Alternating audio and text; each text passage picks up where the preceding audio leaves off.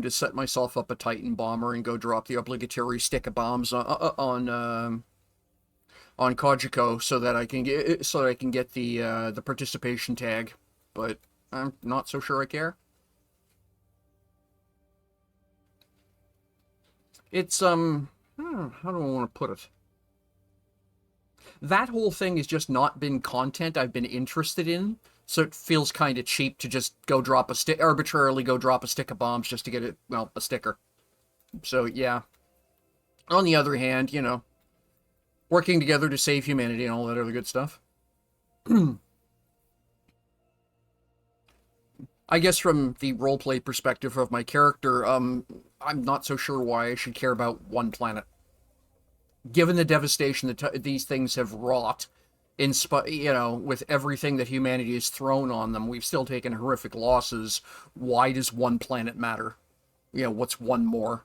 Sure, bag the damn thing, but rallying around the Sol system in a massive effort, I don't think my character's not technically illegally allowed. My character is legally not allowed to go there.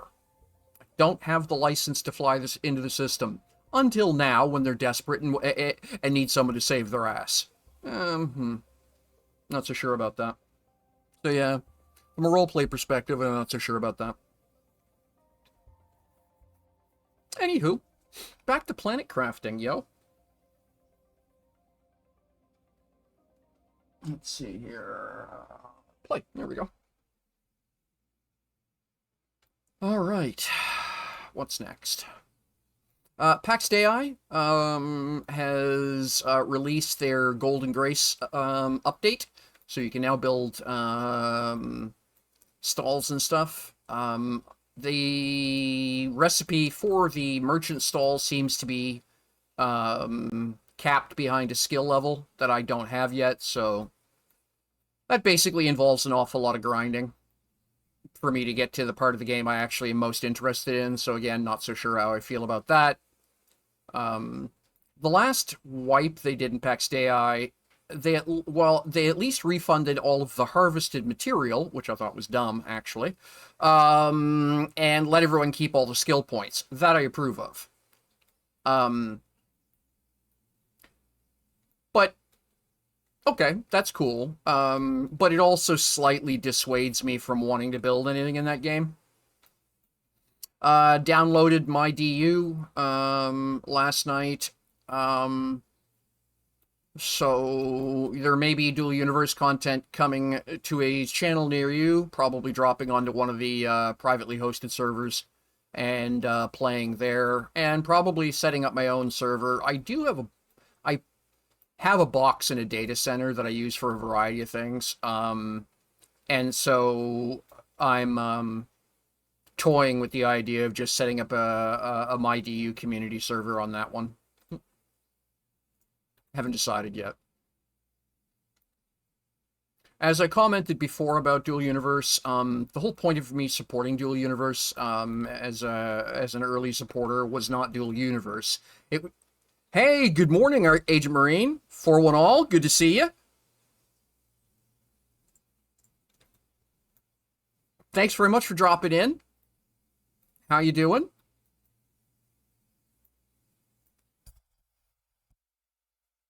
How have I been? Well, that's a complicated question. Let's just say much better. Um, let's just say I'm much better. Finally got a job, end of August.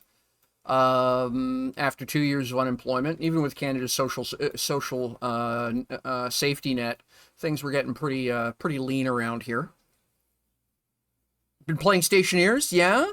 Thank you, Agent Marine. I appreciate that. The downside to me getting a job is it means that, I'm out of the house for, I'm busy for 8 hours a day. And the job in question is fairly challenging, intellectually. So I may not be physically tired at the end of the day, but I'm emotionally tired because I spend most of my day on phone conferences talking to people who pay me to know more than they do and then argue with me. So that gets, tiring. So there's been a lot of days where I just haven't wanted to live stream because I've just been so damn tired. The last thing I want to do is get in front of yet another camera. Um, you know. How are we doing here? All right, we're 5,200. That's not terrible.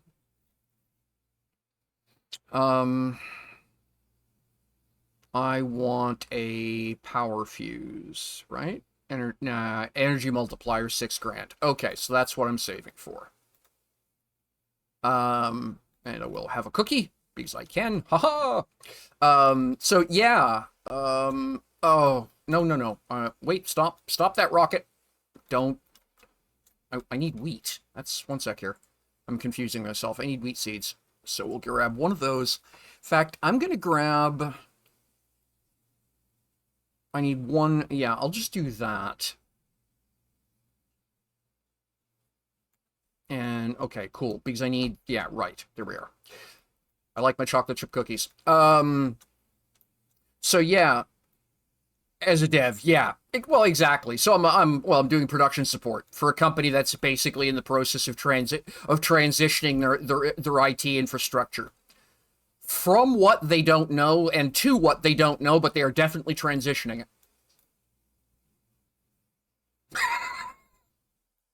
Okay, let's do this, I think.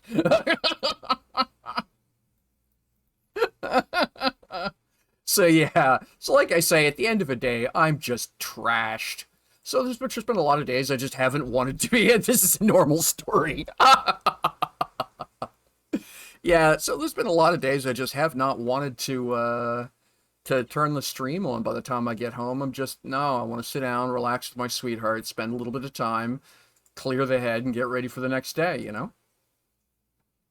It also means that, you know, a lot of my personal development projects, working on the home lab and, you know, developing the various bits and bobs of software I was doing, either as a stream or in private, have been doing that. I have been working a lot on my writing just because, again, just too damn tired. But, slowly getting my mojo back, getting used to it.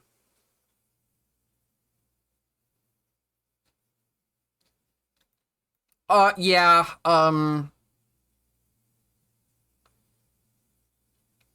yeah, for one, that is exactly the nightmare that you see, and to me,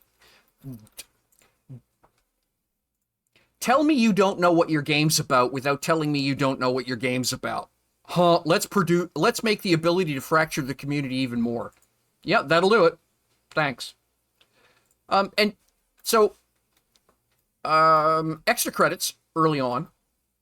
By the way, if you're not paying attention to extra credits, please do. They're a phenomenal channel. All kinds of great insights on making games, and the gaming industry from people who are bluntly incredibly good at it. So, you know, everyone laughed when I used to come out and say that, you know, that the players are the content. Everything else is there to encourage player retention. That's it. But if you have no players, then you had better have a strong single-player campaign. Because if you have no other players, if the player is the only person in the game, then the only content you have is the game. A multiplayer game is exciting because the other players bring random content to the game. Follow me? They bring content to the game in a way that no one can understand or anticipate. Currently in Elite Dangerous, by the way, one of the in-game billionaires, one of the players is basically giving away top-tier battleships to anyone willing to fight for the defense of the Sol star system against the Titan, which the Titan which has invaded the star system. No one could have seen that happening. This guy is throwing away half billion credit starships like they're candy.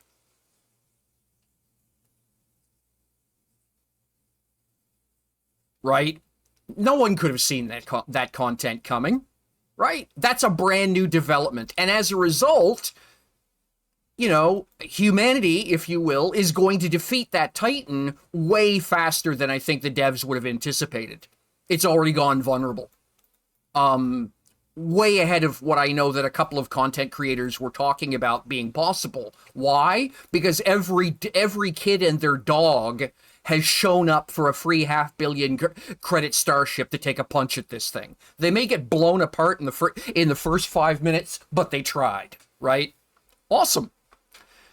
Dual Universe said, right, so let's take our massive multiplayer campaign game environment, because they build a sandbox, and they said, let's take all the players out of it. Okay, so what's the content?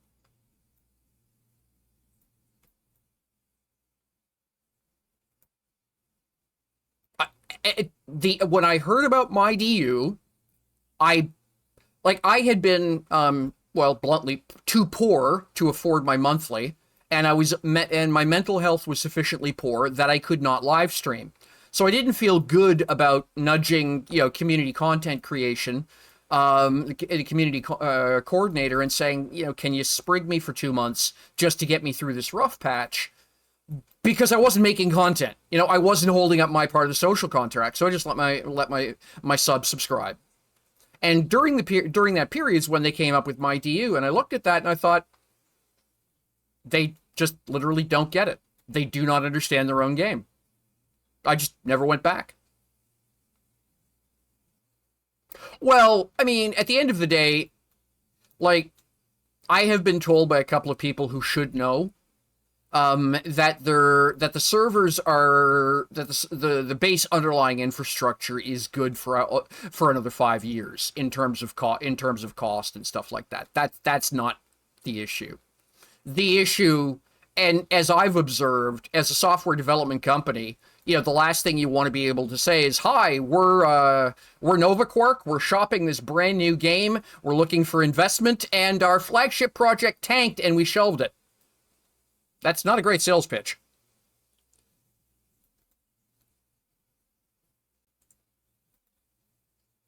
So I could not figure that they were, that closing up Dual Universe would happen before they had something else out to replace it. Which ultimately, I sort of presume that the reason DU hasn't seen any major software updates in a little while, etc., was that simply they were writing DU2. I know the tech debt in the game is so severe that a rewrite is actually the easiest solution. And so it wouldn't have surprised me over much to find out that they were writing DU2 very quietly. And hence what they're doing right now, blah, blah, blah. But they haven't said a fucking word. They haven't said a fucking word. And so at this point, no matter how much a given course of action makes sense to me, they're not telling us. So I have to presume, always go with the simplest answer. The simplest answer is they don't care. Well, okay, but so then why do I care?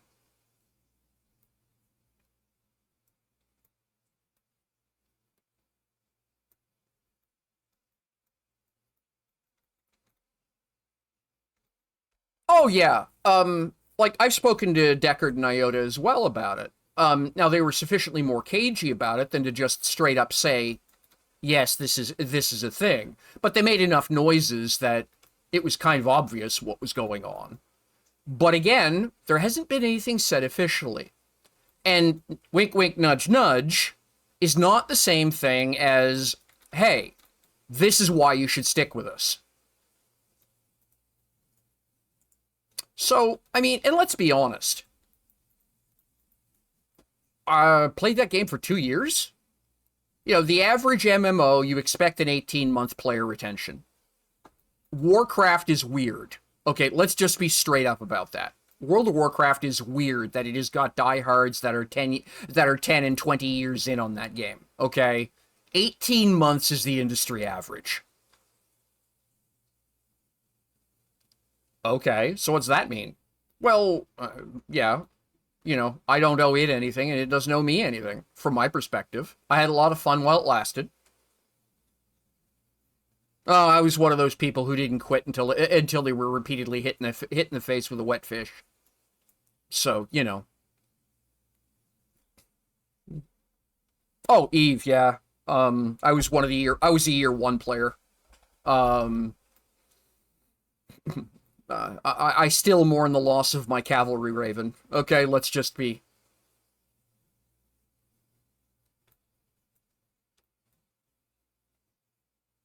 Um, yeah, but I mean, you know, all good things. And so I don't feel like, don't get me wrong, I'm annoyed, but I'm not bitter. And I want to, and I want to make that absolutely clear. I'm annoyed, but I'm not bitter. I'm annoyed because,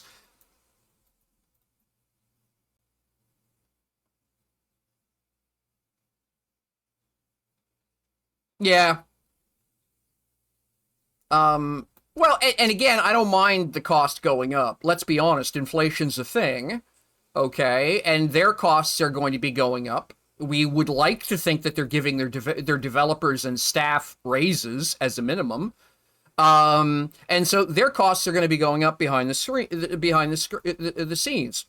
Eventually, they're going to have to, you know, in some capacity, they're going to have to actually increase their prices to cover the cost of treating their employees properly. You know, something I'm okay with that. I'm happy about that. Let's just, you know, um, but as you know, yeah, sorry, having trouble articulating right now. Um, but so for my way of looking at the whole thing, well, and that just it. You know, that is absolutely the discussion. You know, if you're going to bill me more for a game, then I would like to see some evidence that the game is benefiting from the resources that you would like me to pay more for.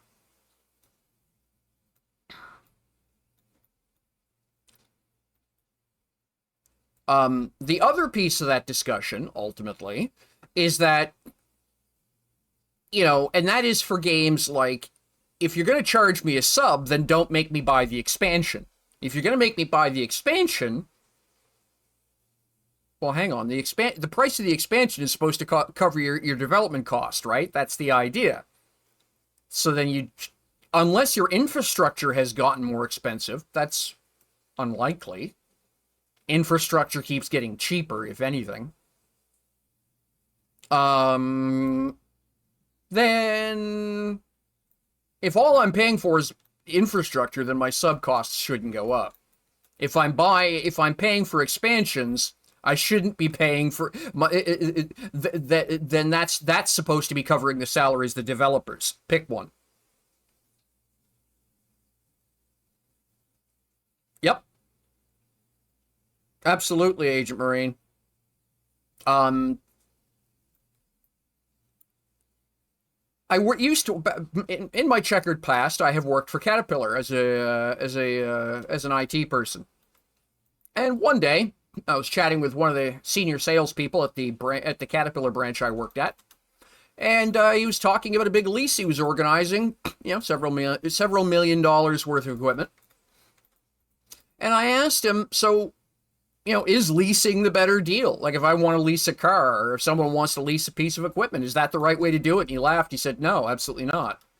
The only reason, he said, if leasing was better for the customer than it was for the sales guy, salesman wouldn't promote leases. Any other questions? Yep.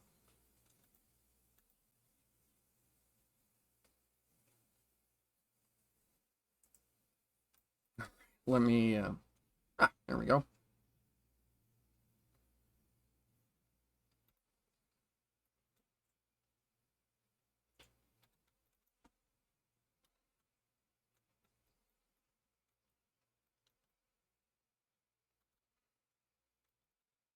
Ah, welcome back. Yeah, what I was saying was that, yeah, I was working for Caterpillar, right? And you know, talking with one of the senior salespeople who was in the process of setting up a multi-million-dollar lease, some brand new equipment to a local company. Awesome. And I asked him, you know, so, you know, level with me here. What's better? And why is that nun's project requests? Why is that? Oh, for fuck's sakes. Um, boop. So I asked the question, you know, what's better for the consumer? Is it leasing or is he said no? He said no, absolutely not. He said if leasing was better, you know, the sales guy would not. If leasing was better for the consumer, salespeople wouldn't promote leasing. Salespeople promote what's going to get them the biggest profit because that's what produces the best commission. And so, well, yeah, but there's a difference either way you're going to pay. But the difference is one way you're going to pay better. And leases favor the person offering the lease, not the person taking the lease.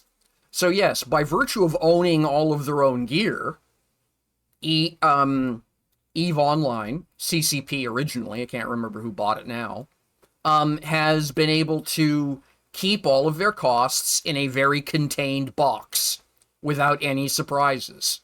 And that's part of what that's part of what allowed them to be as successful as they did. It also allowed them to implement some absolutely cutting-edge solutions. I remember IBM releasing a white paper over the rapid access storage solution that they deployed for EVE Online. You know you're cool when IBM writes a white paper about you.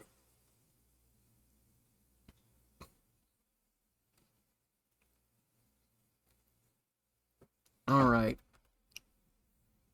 What do I need to do here? Where am I lagging? I suppose is the best question. All right. Let's look at the map. Oh, they were one of the first companies to employ SSDs at scale, amongst other things. Their architecture is absolutely gobsmackingly brilliant.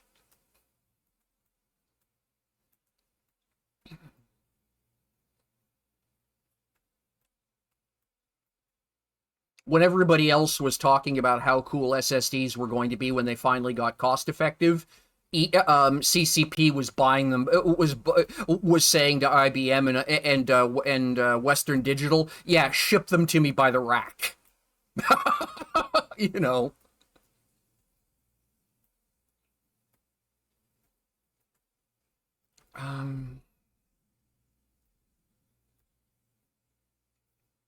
I think that's my next objective. All right, let's get me a tier 3 drill rig on the go here.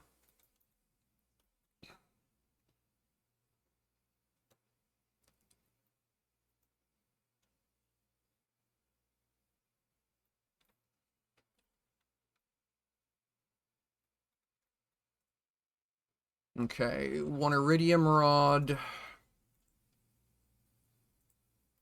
we go. And no, I don't, so I'll have to make one super alloy rod. Oh, titanium. I need titanium. Let's just get it while we're down here. 1, 2, 3. There we go. By the way, loving the chat. Thank you so much.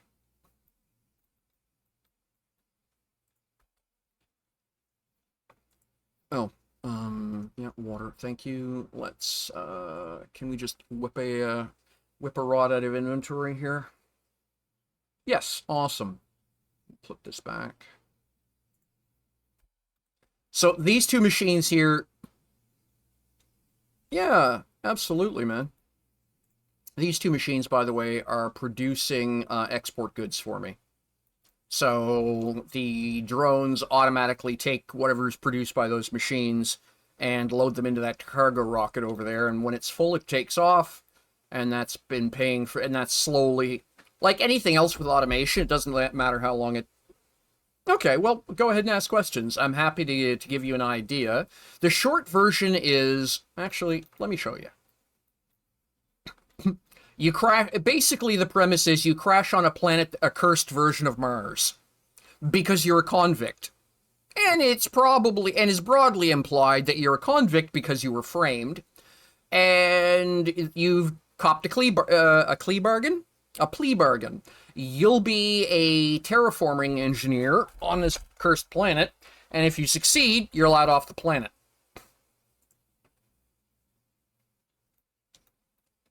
So that's, and you basically land with an escape with a pod and jack. And I'll. So, and it is literally Mars. There's no atmosphere to speak of. The planet is subject to orbital bombardment by meteoroids and whatever periodically. Um, it's freezing cold. It's set because of lack of atmosphere, and this is what you land in, and all you have is a crafting station to build some very thin essentials. Go. Welcome to your assigned planet. Your mission is to advance the terraformation process of this world. You'll need to generate oxygen, heat, and pressure. Go. And you either succeed or die trying. That's the game. So I suspect Stationeers is a fall. I only started hearing about Stationeers after this one came out, so I suspect it's an inspired by. That's not a bad thing. Don't get me wrong. I think the more games that are inspired by other games and you lend their own unique riffs of, hey, I saw this cool thing, but I think I would have done it better this way, is a great way to move the industry forward. Absolutely, I do. All right. But yeah, but part of it's going to be the mechanics. If you make, the mechanics are largely what defines the game. So where am I? I'm down here in Flooded Valley, yeah? Yeah. So I want to go northwest. So, anyway. And, yeah, like I said, I get a kick out of it. It's a very, genetic manipulation and chill. That's everything, the whole green, everything was the color of the cliff when I got here, and it has been a long and involved process involving base construction, exploration, lore diving, um, and and large and macro scale planning.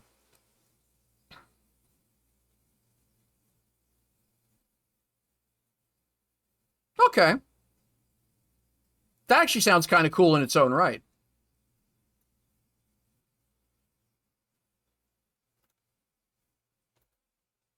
A little less fantastic, a little less fantasy, I think, is the difficult. Yeah, well, of course, you know. Surviving it sounds similar in some respects to Surviving Mars, which is another game I absolutely delight in.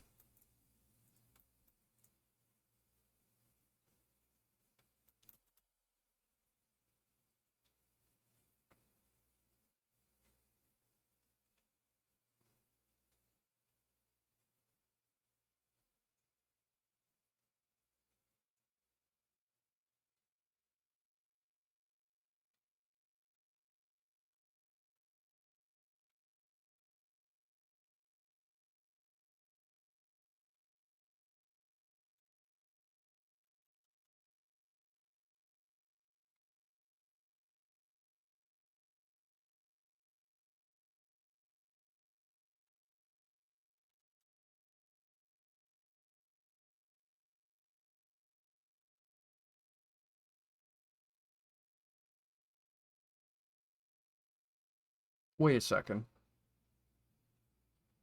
Did I do this already?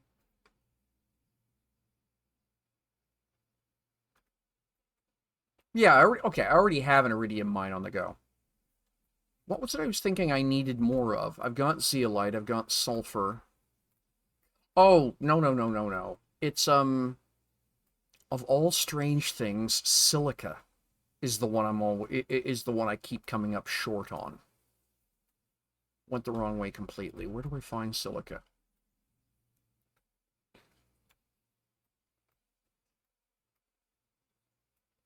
Oh, right over behind that wreck. Really? That's fascinating. This is pretty, though. Oh, some more zeolite. I'll take that. If only through traumatized reflex.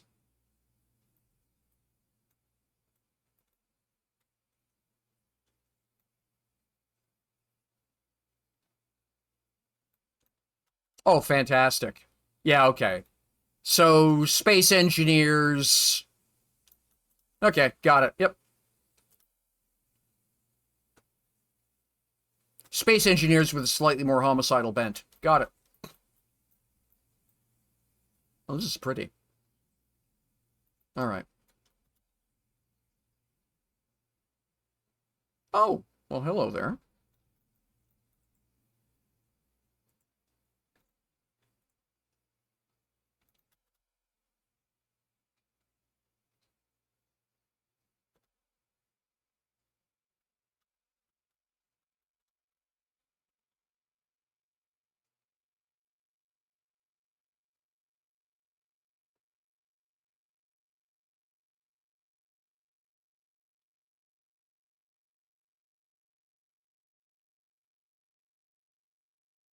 Wow, lots of zeolite over here.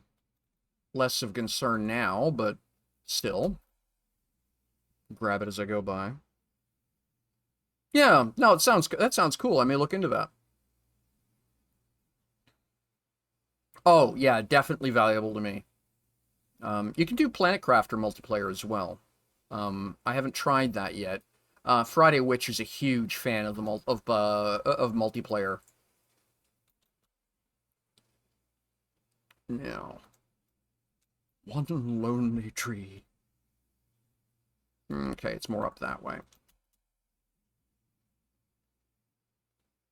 Yeah, okay, you can see all the silica just lying around on the surface here. Yep, right about here. Now let's look around in case there's actually a cave entrance or something here.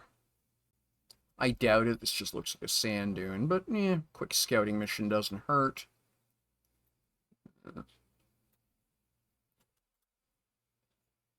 Anywhere I can go from the inside of the wreck? No. Alright, so this is it. Just sit it up here on the surface and that's fine. Alright. More like over here. Yep, there we are. So, as with most things, so all of the equipment you're looking at here does something. So this one here, the T5 drill, generates pressure, releasing traps. So generates heat, adds pressure, chews up a bunch of energy. This is a pure heater, also collaterally doing a bit of a pressure improvement. Um, you know, Butterfly Dome adds insects, but you can't do that until you've got an atmosphere. So a lot of this technology only unlocks when you've got when you have the previous stage of development, done. Just recently, hydration. There we go. Let's get a glass of water on the go here. So as basically as you have your terraforming index up in the top corner, and that tells you roughly how far along you are in the process. And as that number goes up, you've crossed certain milestones, allowing other things to arrive.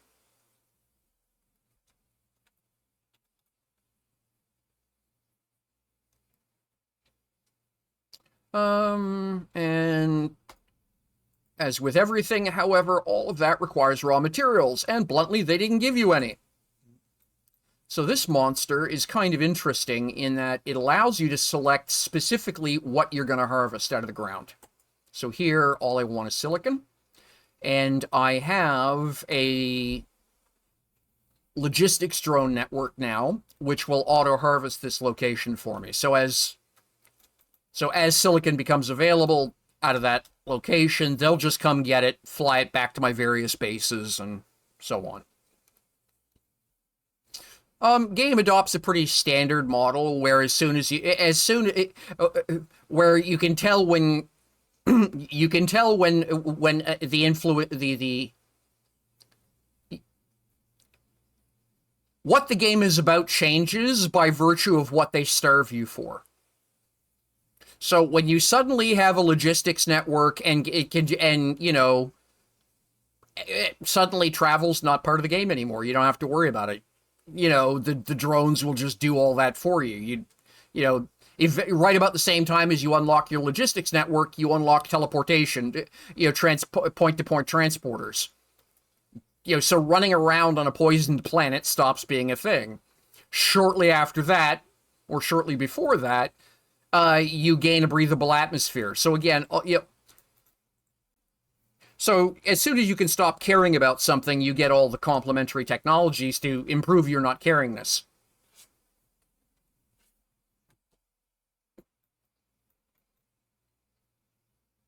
So the first job is get air. Second job is warm the planet enough to melt all the ice to unlock the water.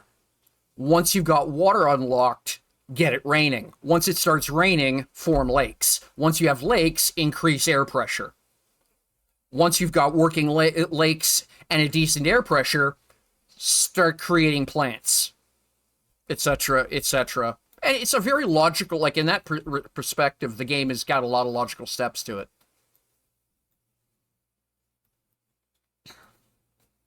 So you'll notice the landing zone where I showed you the capsule is now well underwater. That's the first gotcha of the game. So if you don't know that, like if you get told by, you have a friend who's kind of pissed off about the fact you've been framed, and they send you a few messages to give you a leg up based on research they've done about other people who get stuck in this situation. And then of course the company figures out what's going on. They start blocking their messages. But yeah, it's a bit of a gotcha if you're not careful. You suddenly wind up with your base underwater and and wind up having to start all over again, which can be fatal, depending, if you don't have a resource stockpile or whatever, I'm really happy about the butterflies. So, initially I started with solar power because that's all I could have. Oh, they've nailed the aesthetic really well. So, started with solar, eventually evolved to nuclear, and went to thermonuclear.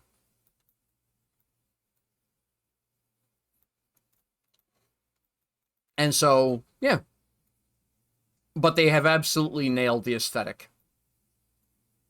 To me, it's the right blend of fantasy and pretty. There go my drones.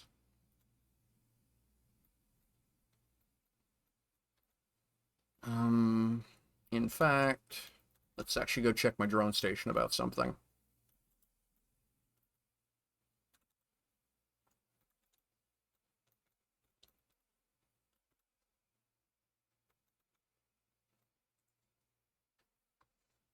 Okay, most of my drones are idle, so I don't need to make more. Okay, that's fine. You know.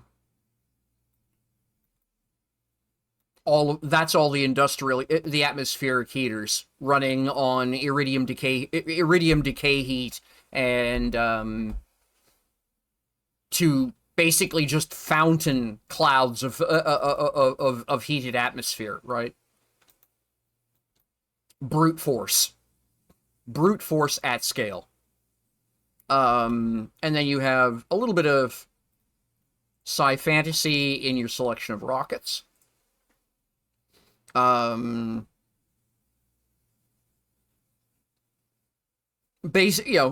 of Earth's heat is decay products, right? Deep Earth decay products.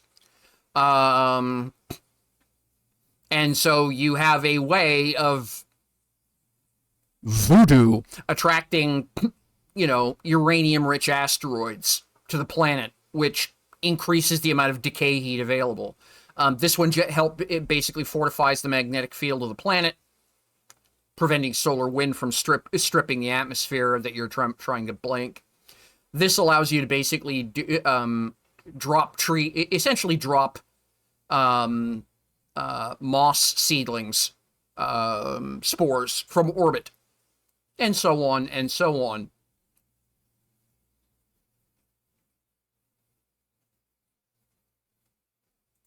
And so what they do is they give you 1,000 or 2,000% bonuses to your to your productivity, because otherwise you're terraforming a planet, right? So what you're doing here doesn't move that counter at all. Well, it does slowly. It's only when you get up into when you start putting rockets up that you start seeing huge gains, right?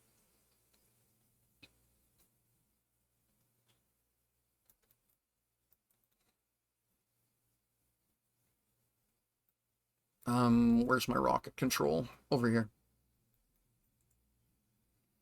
So 4 seed spreader rockets are giving me a 4,000% boost on,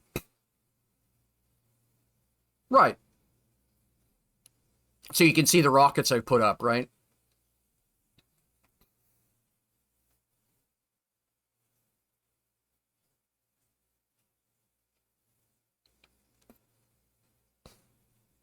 Yeah. Yeah. And exploring Rex is a source of a lot. So there's some fascinating lore about the planet. Not going to go too far into it. Essentially, this planet is the Bermuda Triangle of space.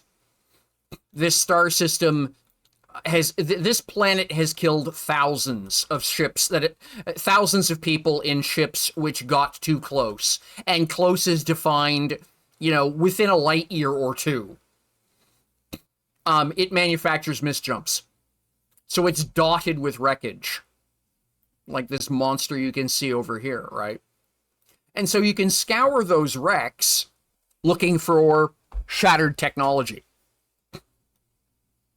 scrap metals, pieces of fusion reactors, seeds, right? And you'll also find, bridge recordings and stuff like that, which give a hint about how that ship got here. Found one in a very advanced looking, almost fighter-like single pilot vehicle, really slick looking piece of machinery that was scattered over about 150 linear meters. And the log was, getting paid real good bank to come and do a survey of this planet to try and figure out what's going on. This ought to be a piece of cake. Wah, wah, wah.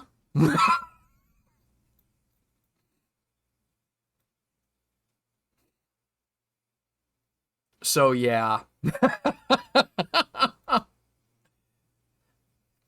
So at that point, you begin to suspect that you being sent here as a penal colonist is possibly not an accident. You also find evidence that you're not the first person who've been sent here. Yes, this is a common larva, and that is an effect of my bioengineering, right? All of these things are technological steps forward. All this thing does is make a grassland. These things, literally, they're grow tubes for the single plant you see inside them. This is an entire functioning ecosystem that keeps amphibians and butterflies happy and allows them to perpetuate their habitat. That caterpillar, by the way, is a resource.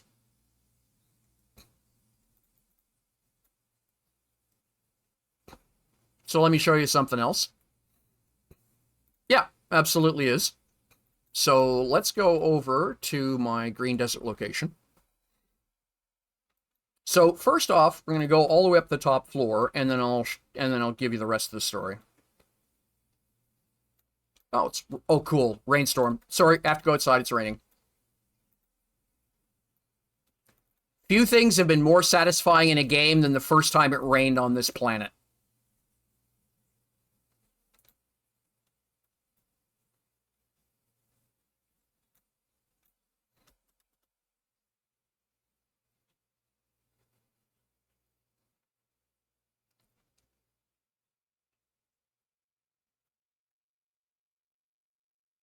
So this is the piece of equipment that is sustaining and creating the forest around it, which is in turn expanding by itself over time. These are safety habitats for the frogs, but I'm starting to see frogs well afoot of the actual original location. There was one of them over here yesterday. I found them up wandering around up here.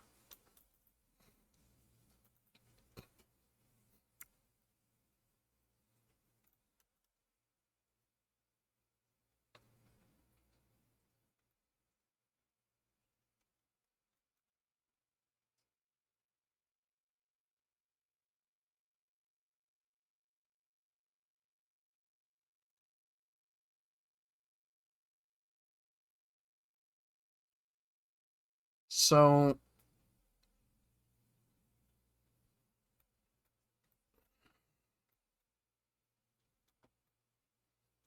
cool, huh?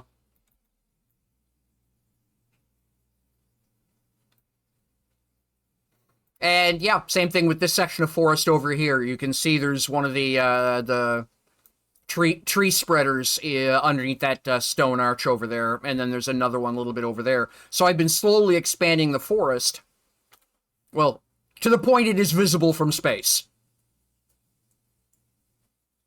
That's a satellite. That's a real-time satellite photo of the area. So this entire band, all the way through here, is all stuff. Is all the effect of the work I've been doing in this area.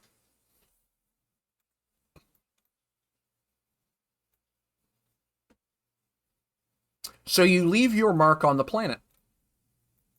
So, okay, that's, these are phytoplankton, which I have in a refrigerator. That's a butterfly larva. Where's my, okay, so, oh, here we go. So, uncommon larva, we'll grab one. What do I want to do? Fish. We'll do a fish. We're gonna grab, I don't have any plankton, okay, don't have any C, we'll just do a B. And I have T2, I do not have, okay, so I will need to make some tier 1 mutagen. There we go, and then with the tier 1 mutagen, I can then make a tier 3 mutagen. And there we go. And we can just go back to being turned off. And then I wander over here, open the incubator up. I will put my larva. Oh, no. There we go. So this would be plankton, mutagen, and uncommon larva. No. I need soil. That's what I'm missing. Fertilizer. There we go. Research. You get it right? Yes. Okay, there we go. So that's going to make a fish. And then over here, we'll drop you in here. Okay, that's an uncommon. What can I do with no, that's for trees. Keep forgetting which piece of machinery does what. There we go. Let's see. Rare, uncommon. Rare. Well, silkworm. We'll do it silkworm. Sure. So I need bacteria and fertilizer. Sure, we can do that. Bacteria.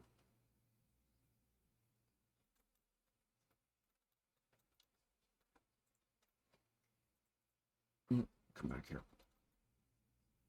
And bacteria sample.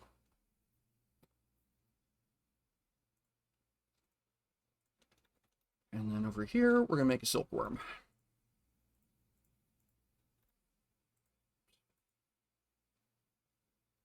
So these two machines are now basically doing genetic manipulations based on the inputs to create whatever life I need on the planet. So here we have a fish. So I have fish eggs.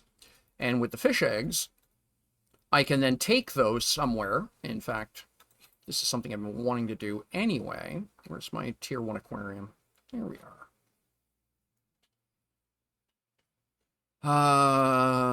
So I need an air capsule. I need okay, so tier 2 fertilizer, air capsule.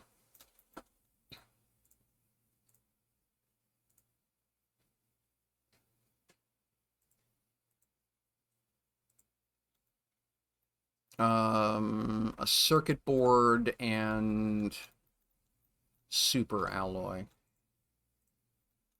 think I should just be able to make a circuit board here. Otherwise, I'll have to go back to the other base. I should have all that here. Okay, let's... it's probably bioplastic I'm missing.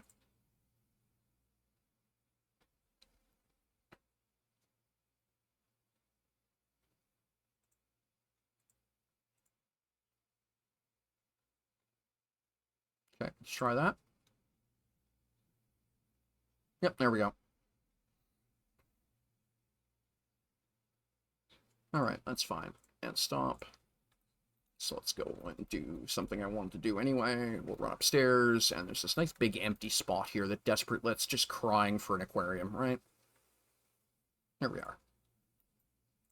Put an aquarium in front of the desk. There we go.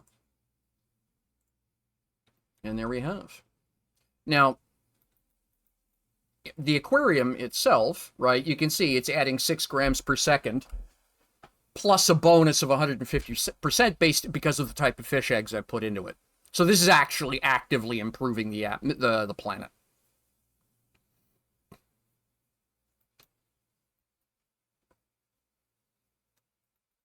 And over here, we should have a silkworm. And I'll take that back to the other base and add it to my silk and expand the silk production facility. But so yeah, this is my genetics lab, right? Now, by the way, I'm using refrigerators here to hold this stuff for roleplay reasons. It doesn't matter what you put them in. Oh, wow. I actually have 3 silkworms. Well, let's go build some more silk. Let's go build another silk generator. Now, just for perspective, I would have, originally would have had to jetpack all the way back over. So, you're initially kind of really constrained by your breathability, the lack of atmosphere. And, you wind up building all these little mini bases around the bloody planet so you can hop from one air bubble to the other, top off air, and then hop to the next location. But now I'm in a position that doesn't matter. I have a water filter built into my suit, so I can drink anywhere. I don't have to worry about bringing water with me. The only thing I have to worry at this point about is food, right?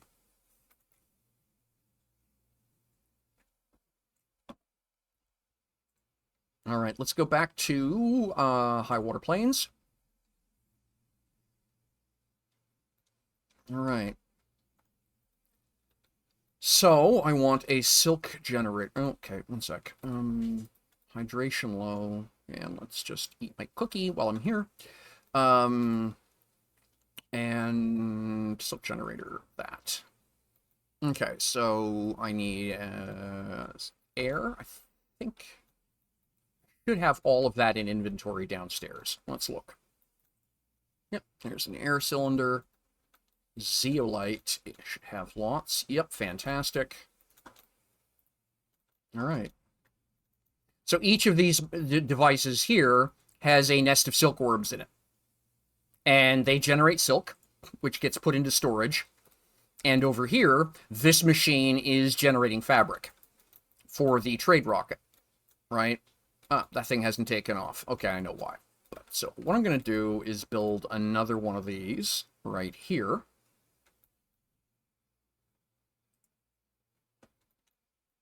And that trade rocket allows me to pick up advanced stuff which you cannot find any other way. And yeah, we're good to go. So we're going to take one item off, put one item back on, and away goes the rocket. I forgot that every time you do a purchase order, it turns off the auto launch. No, intentional. It stops the rocket from taking off, and then immediately, because anything that goes up in the rocket is sold. So you can see this idiot scenario where I order something, it lands, the rocket autofills, and takes off again and sells what I just bought.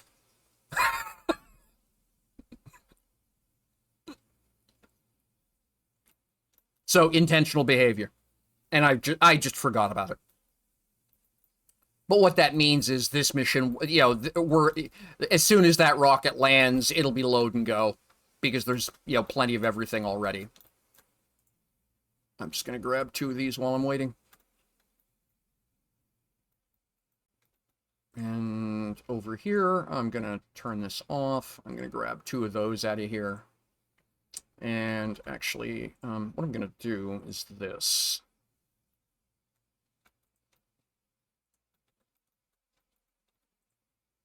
And then I want to make some chocolate.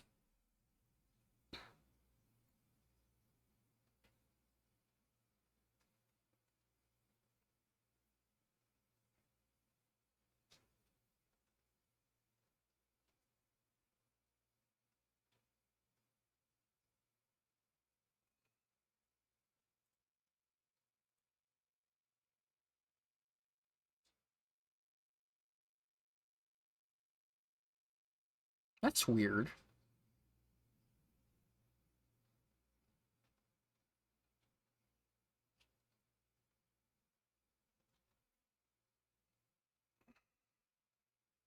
Oh, usually the imbalance is in flavor of the. I will wind up with way more chocolate than I do wind up with the than flour. So I'm not sure what's going on there.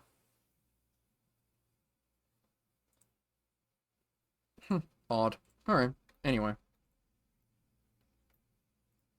it may just have been a timing thing. Make me a cookie. Make me a cookie. There we go. There.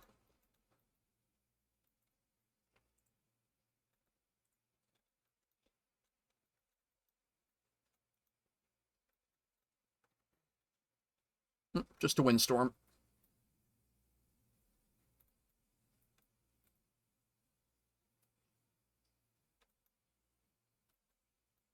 Yeah, husband and wife team, by the way, made this game. Um, I easily one of my all-time favorites. Easily one of my all-time favorites. If anything, my ADHD is the reason I haven't finished this game. Because it is just so easy to chill and hang out and look around that every once in a while I sort of chill myself out of remembering to play the game. That sounds goofy, but you know, here we are.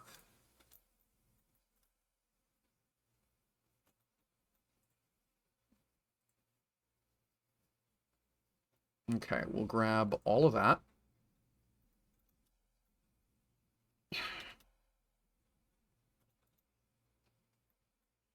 And throw this into my unsort bin. Let the drones sort that out.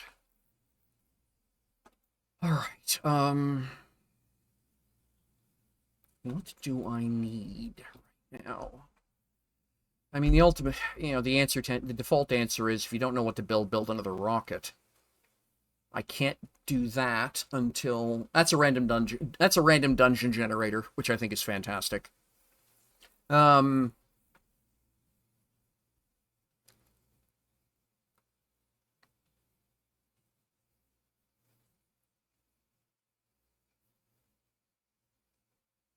Expensive though in terms of power. Yeah, let's go do a rocket launch.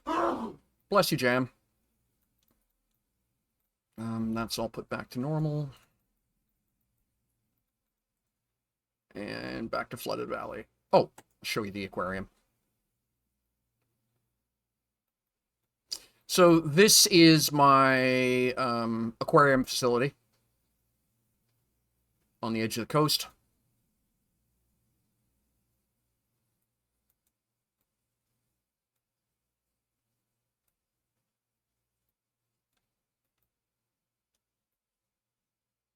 So 4 domes like this one, each of them producing just about 450 grams per second of fish being released into the ocean. And that doesn't sound like much, 2 kilos per second. What a big deal. But that adds up over time, rapidly, right? So I've got 4 of these domes, right? I'm probably going to add more, just because I think it's cool. Like, yeah, I love the fish too.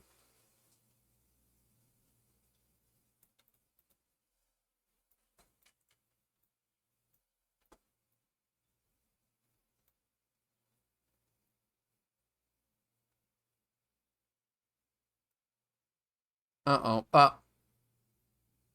There we are. Meteor storm. The good news is as long as I'm standing in or on a building, I'm not going to get hit. But if you go too far afield, you will get whacked. There's an achievement for it. Okay, right there. I'm just going to stare at that location for now.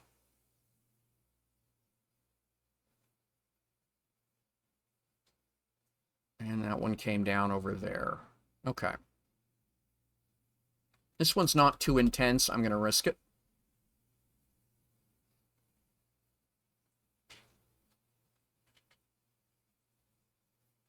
What do we got? Iron, titanium, aluminum. All right, nothing I need. Nothing that's worth getting killed over. Ouch. Yes, there is literally an achievement for it.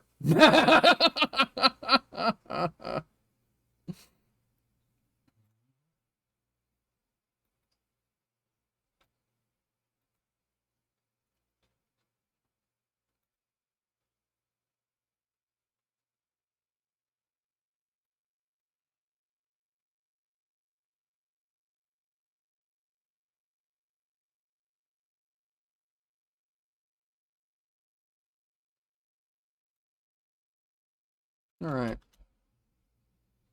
So yeah, you do have to pay attention when that's happening, and some of the bombardments bluntly start to resemble like someone start to look like they're targeted.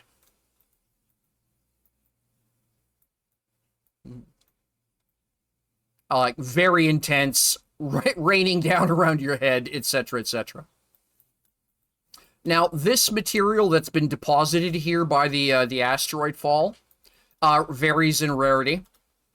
And the more rare it is, so it will eventually all, quote, evaporate, and essentially it gets garbage collected out for obvious reasons, because otherwise the terrain would be littered with, you know, heaps and heaps of meteor deposited material. But it is the convenient fiction about why it is when I walk around I keep finding stuff in places I've already looked. Well, yeah, you know, there's a meteor shower, but the actual stuff being dropped by meteors doesn't actually last very long. So the more rare it is, the less long it lasts. So there's a couple of things. If you're really short of supply, you wind up playing, you know, meteor roulette. Just because you cannot afford to wait until the end of the meteor shower to go harvest. Which is how you get killed by a meteor.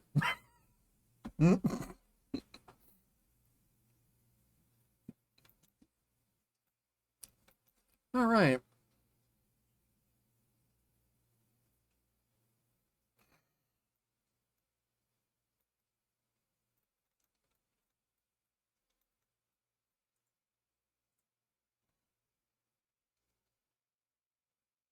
You get to pick the names of the various locations, by the way. All of that's just arbitrarily. Whatever text string this is whatever this is called. The Terra tokens there, that is the trade rocket having arrived at its destination and delivered the cargo for well, trade tokens, cash. So the rocket's on the return trip. It comes back faster than it goes, oddly enough. Less mass, right? Right, let's launch a rocket.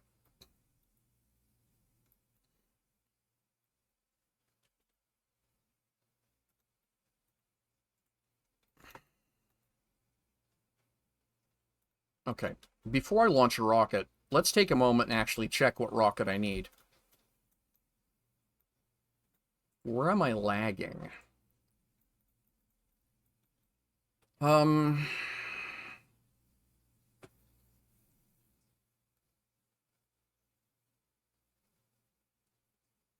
Pressure, probably.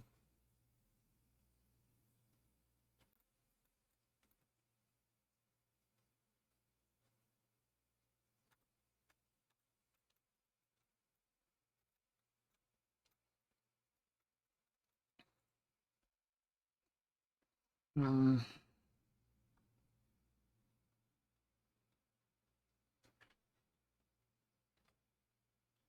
So I think what I'll do is another magnetic protection rocket. We'll start with that, and then I'll do an insect spreader rocket. Oh, yeah, that's another one that I could... Occupy Mars, I could not... Yeah, there's Surviving Mars and there's Occupy Mars. I actually was in beta for both of them. Occupy Mars lost me when I had to try and sit there with a microscope looking for a fracture on a circuit board to weld. I just do not have the time or patience.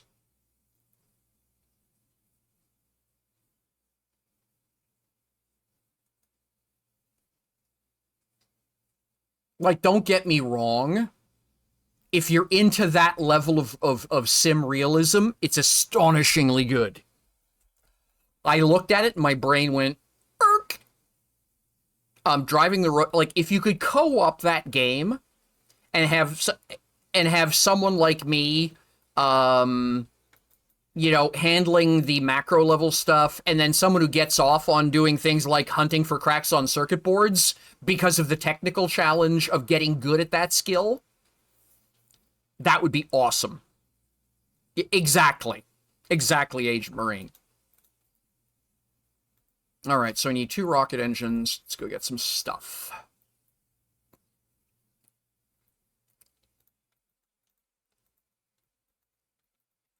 Okay, 1, 2. I need 2 hunks of super alloy. 1, 2. Thank goodness I'm mining this stuff. 3 silicon.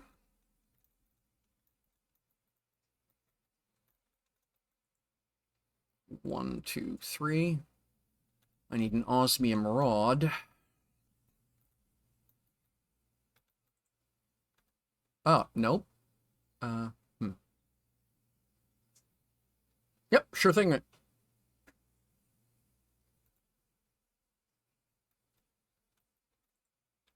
Nope. All right. I'll just make one.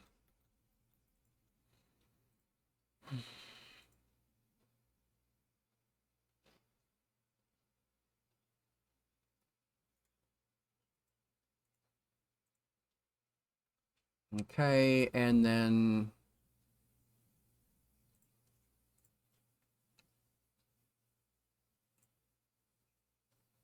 here we go. All right. And then I need, what is that? Bee larva. Okay, so now I got to go back to the other base because that's where all the bee larva is. High water. Yeah, high water plane.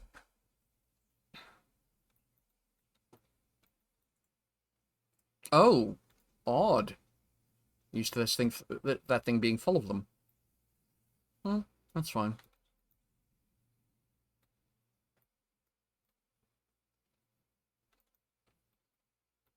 How we doing for...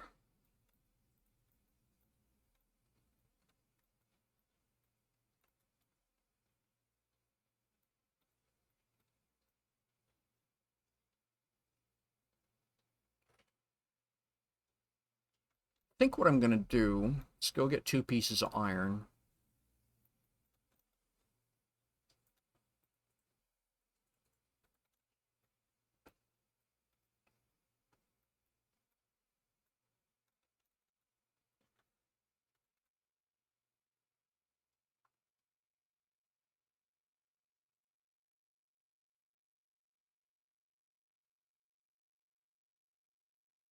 Welcome back.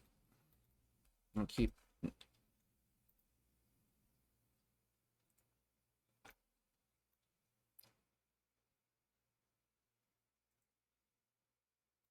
Which one? These? These are still... Ah, okay.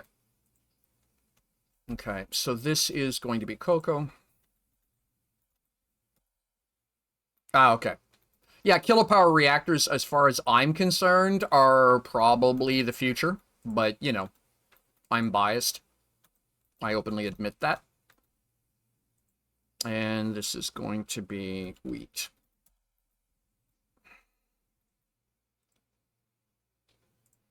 So I will demand cocoa here.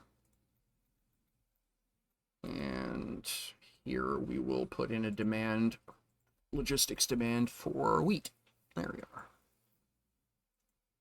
And that will make me, cook, and that will get me my cookie ingredients in large scale.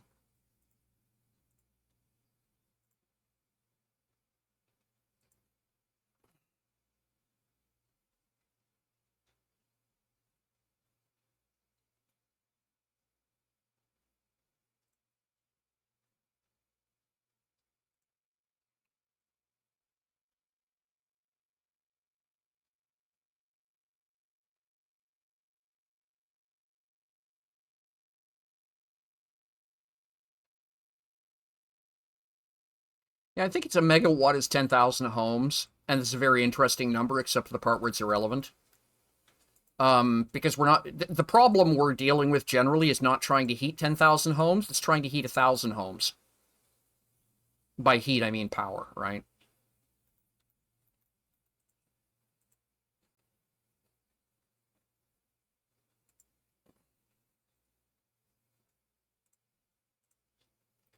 So, okay, which is why I find, kilopower, the whole kilopower reactor concept, the small modular reactors, the best way to do it. The biggest argument against SMRs of any type is, oddly enough, they're hard on capitalism.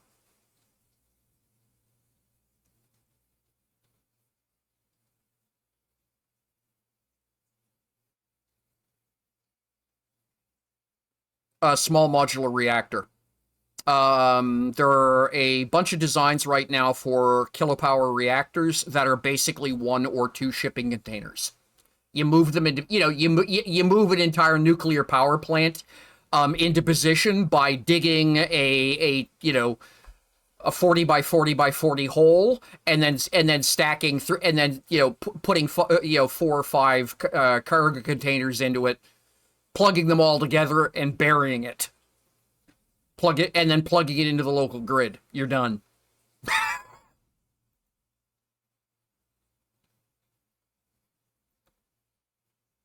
And that's going to be, and for Canada at least, that is a remarkably important level of innovation, because a lot of Canada's inhabitable zone is completely dependent on the ability to generate heat and light.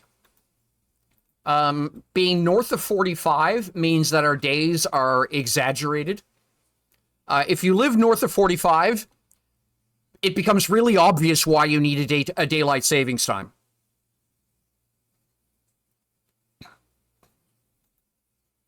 If you're south of 45, it doesn't matter as much.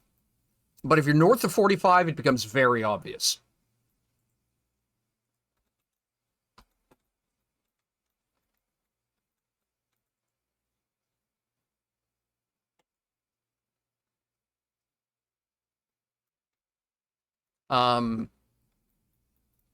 We could be doing all kinds of cool stuff in Canada, except for the part where, all of our agriculture would need to be done in greenhouses. It's the single biggest limitation Canada has, is that there's entire chunks of Canada that haven't thawed in the last 10,000 years.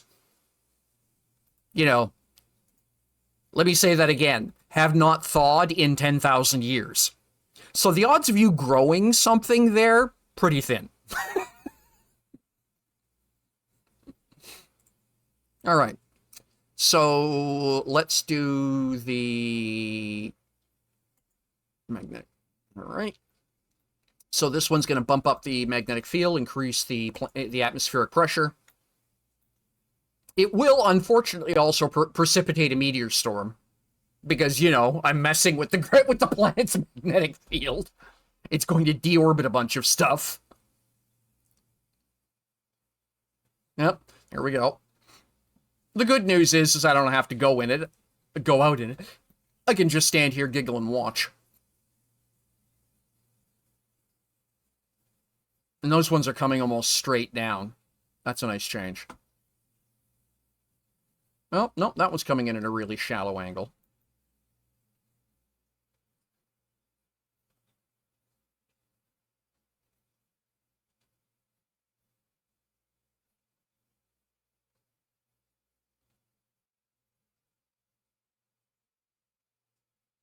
The reason that you see the twinkle first and then start seeing the smoke cloud is because they actually model the interaction based on the atmosphere. So the initial twinkle is the top edge of the atmosphere, and then the smoke trail is once it gets deep in enough that it'd actually be leaving smoke. It's kind of interesting that they bother with that whole physics aspect.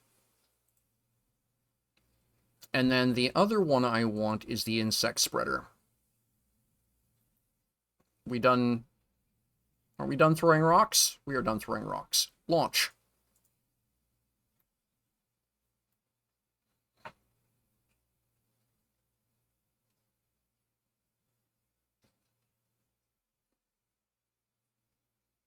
All right. So that should speed up terraformation. Part of the reason the dial on the corner here is slowed down a lot is because I'm now up into the Terra level indexes. You know, I was at Giga for a while, and that counter was ticking fairly steadily, but now I'm up into the Terra level. So, you know, Mega Million, Giga Billion, Terra Trillion. Takes a long time to move anything on a trillion counter.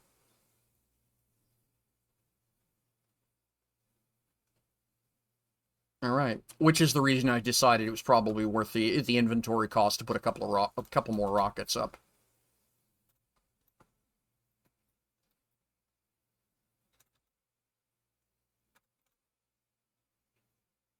All right. Let's go back up to the command post.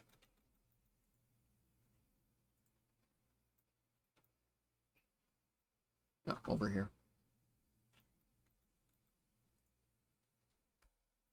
There, that should help a lot. Okay, that should help a lot.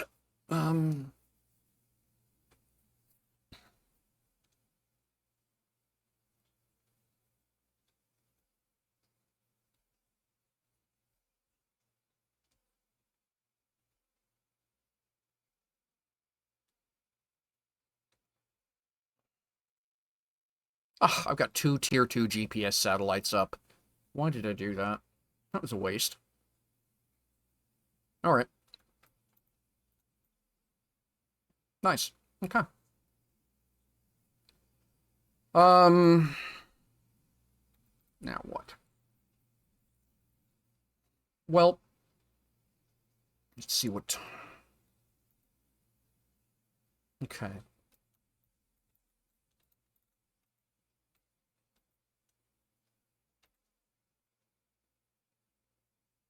Yeah, everything's up in the thousands of tons bracket, so... That's moving steadily.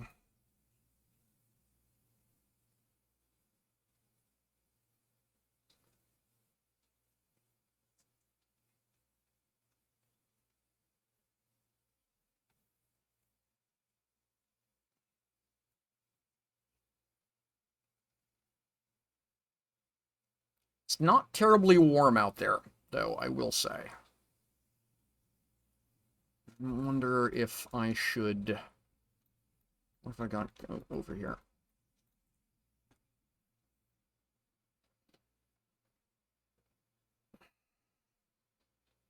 Heat's plus 3,000. Okay. How am I doing for power? 240 kilowatts. Okay, so I'm going to need to put up another fusion generator. That's going to be the first thing I need to do. Then I need to... Okay, so fusion generator is this. Where'd it go?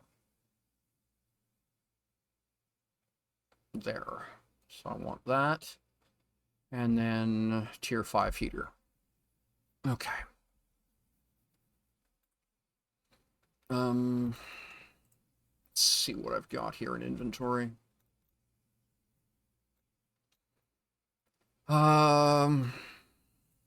Pulsar. 2, 3, 4, 5. Yep, got him. And then super alloy. 1, 2, 3, 4. Yep, okay. Then I need 6 rods. Okay, I will need... Okay, there's... Whoops, no, don't need the uranium. I will need those 2 iridium. Nothing there. Okay. Let's manufacture... I'm going to head over to the other base. I suspect I have most of that in inventory. Let's check Green Desert first.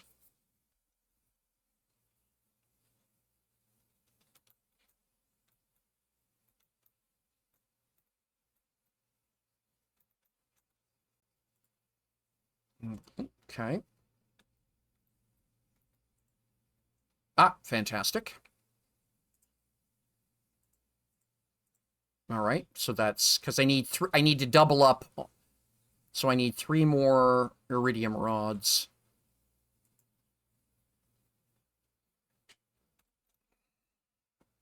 All right, let's get this thing built since we're here.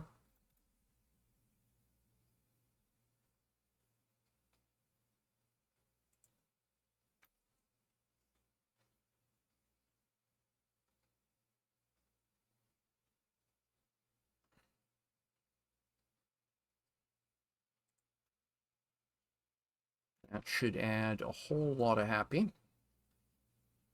Okay. All right, now we'll go over to High Valley.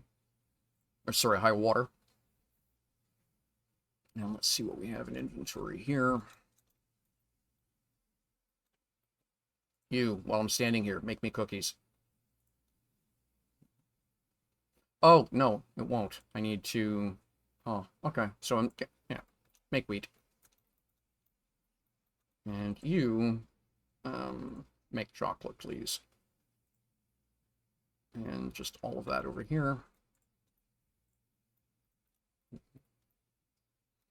Doopy-doopy-doo. Okay, 1,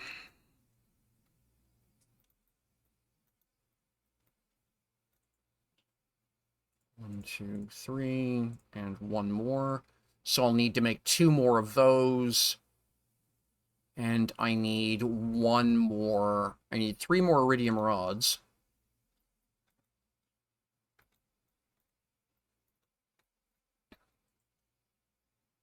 One, 2, 3. And then I need 1 more super alloy. Don't know if I... Okay, I got lots of iridium. Lots of iridium. Okay. So I'll just fabricate a super alloy. And that should be everything I need. You can go back to making that. You can make me that. 1. I need 2.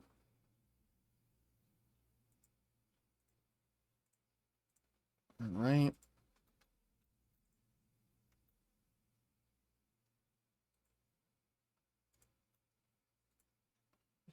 Okay, I can make another cookie. Make myself another cookie. There we go. And then I need 1 more super alloy rod.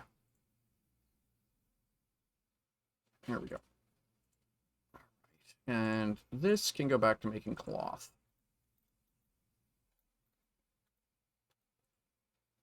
Brilliant.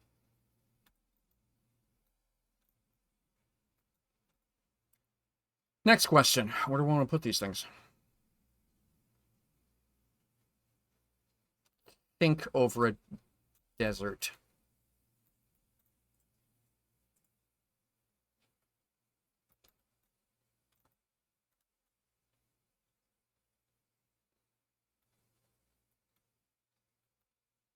I've already got 1 of these monsters here. We'll put the other 2 over here as well.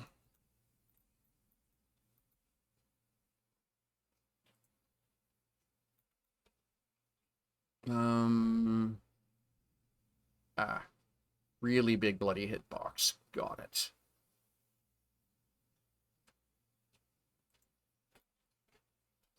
There we go. And then we'll put...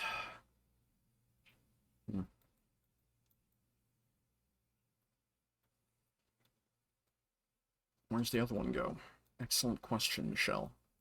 Maybe having thought of that first before planting trees would have been a good plan? Yeah.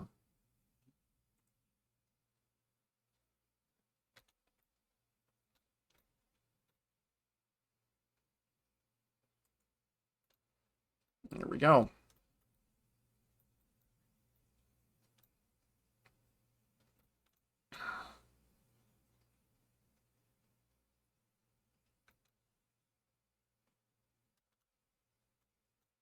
So that should help.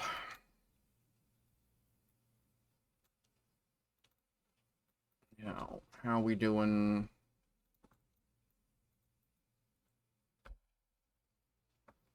Okay, so we're back up to having 3.9 gigawatts.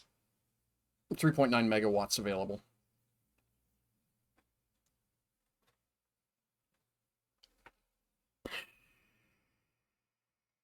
Okay.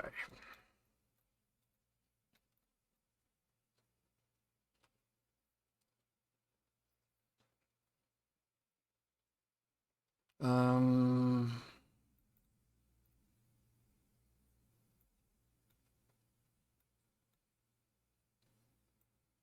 Oh, right. I space for a fish. Let's go make another fish. All right.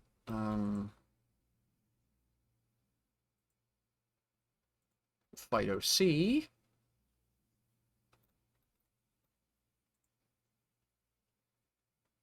Malaria, Alani. Let's go with the Alani.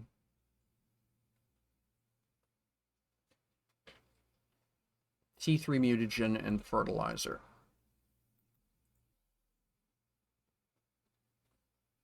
Okay, excellent.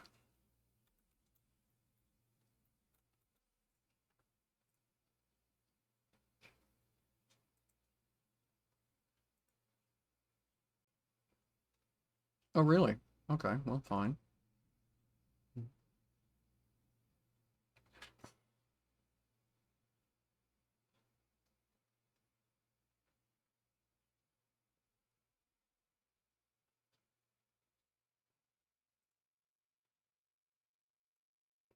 Oh.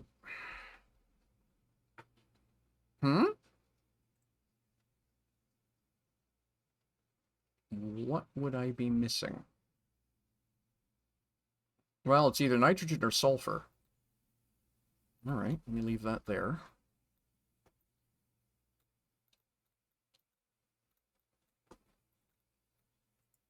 You're not the problem. I have a gas generator here. Ah, you're the problem.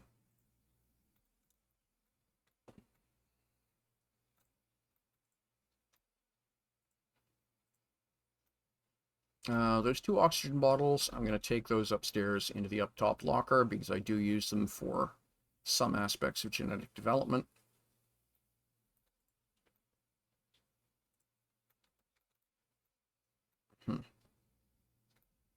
So I think what I'm going to do is grab a couple of hunks of iron. We're going to add, actually, I've got chests I'm not using here. So nitrogen is it that I'm missing?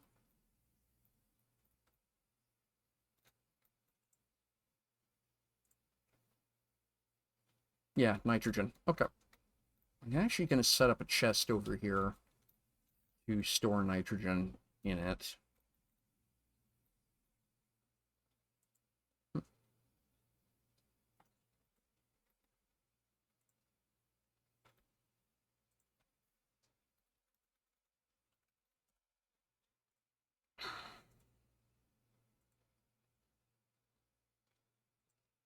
There we go.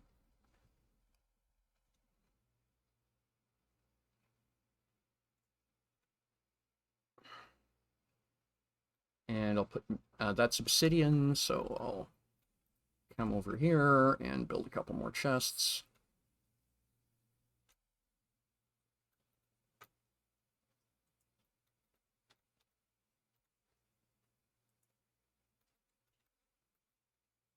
Methane. Wish you could just vent that straight to atmosphere and call it and call it global warming. There we go. And we'll stock methane there. And we'll stock air capsules here just to make sure the machinery isn't getting clogged.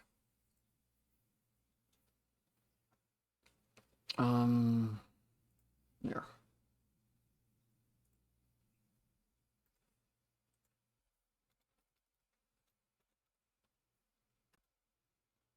There we go.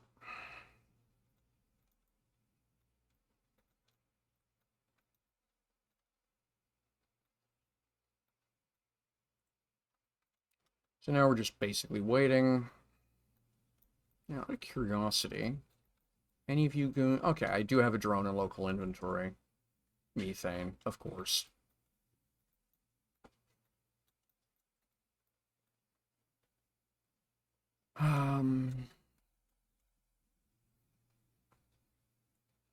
Yeah, okay, so we've got some drone deliveries on the way.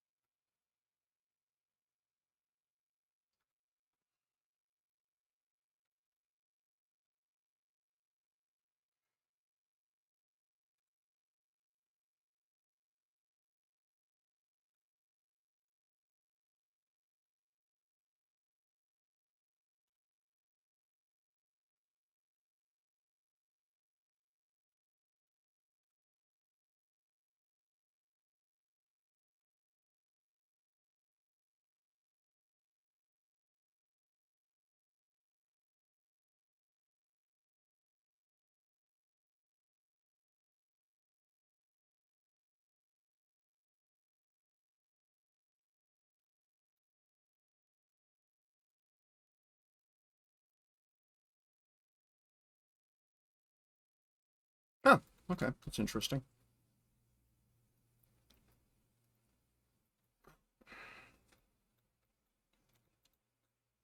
Oh, bloody hell. Okay, I mean, that's not a problem. Or, not a bad problem. We use that phrase. There. And that's a T3 mutagen. There we go. And research, please. Here we are.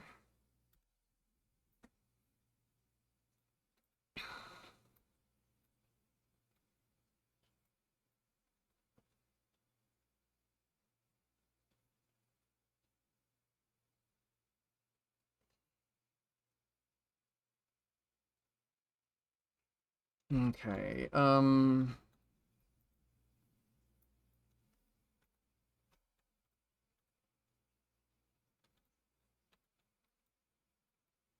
I has a curiosity. That's this one. So that is iron and silicon. Let's go check. Okay, there's silicon. Those. Iron, we'll grab one of those. And we'll go here.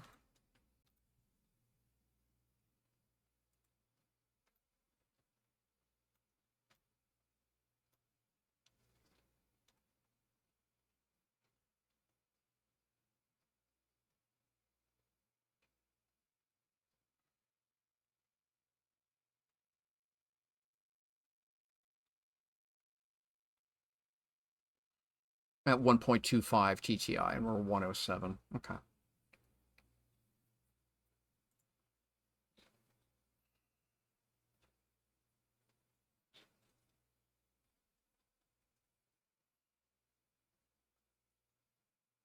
Hmm.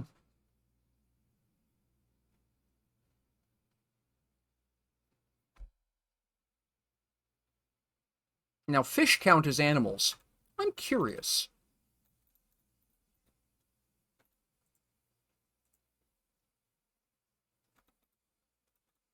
Time for a cookie. Um...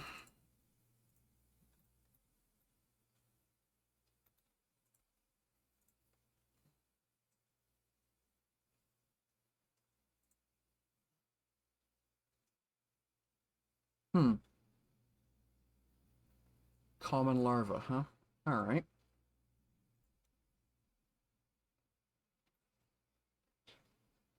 Oh, there we go.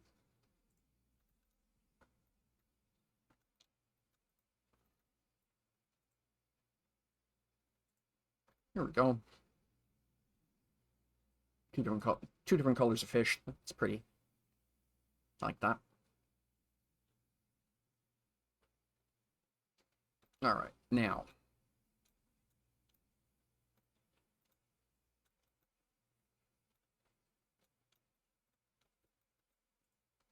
Let's go to high water plains. And let's turn off fabric crafting. And let's tell you to make a bunch of that while I do this.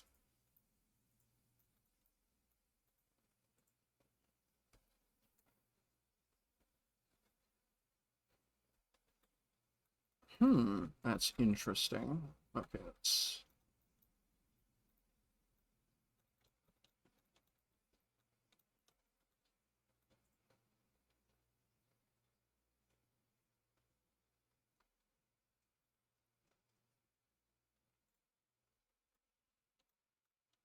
Hmm. Well, now what?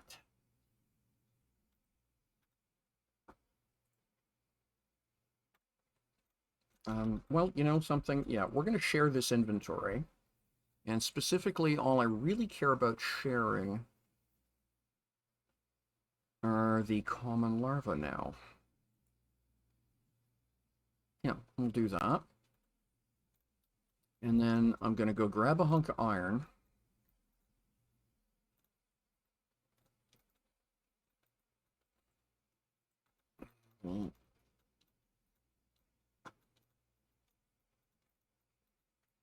And here we're going to put a storage locker.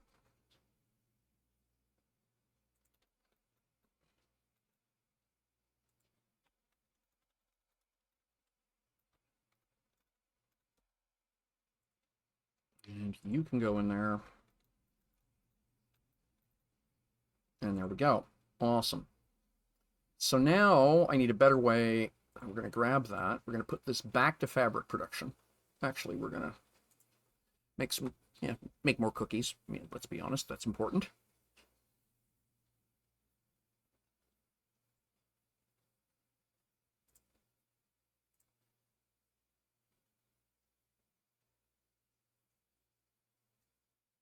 Apparently, I'm going to need to grow, put another patch of cocoa.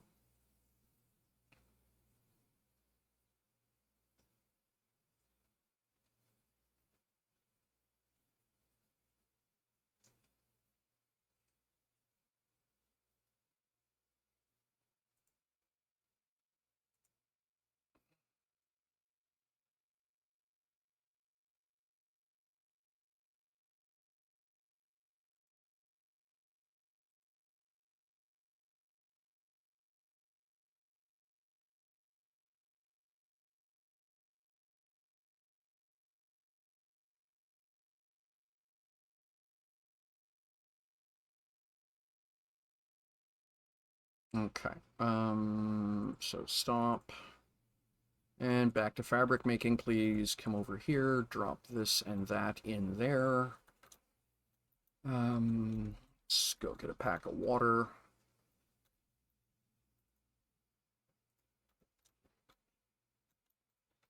All right, now, and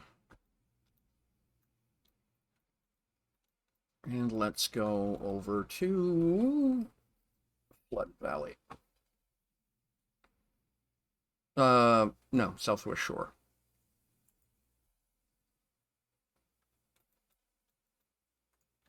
don't forget to actually drink, you dummy. There we are.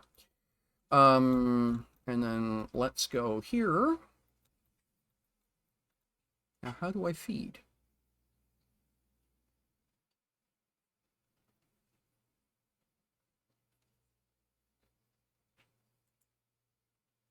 Do I... Okay, can you just drop it in the water? It just dropped it in the water, and it vanished. Oh, no, it's down the bottom. T1 animal food. All right.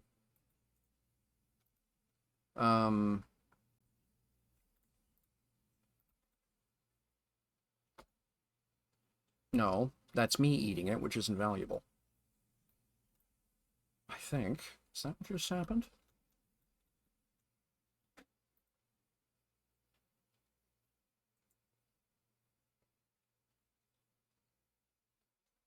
So, how would it work? I would have to take one of the fish eggs out and put that in, maybe? Well, let's go find out.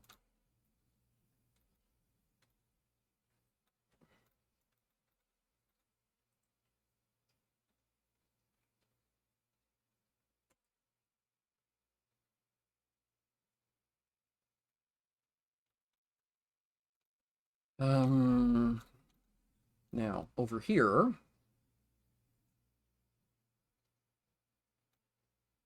Not you. This.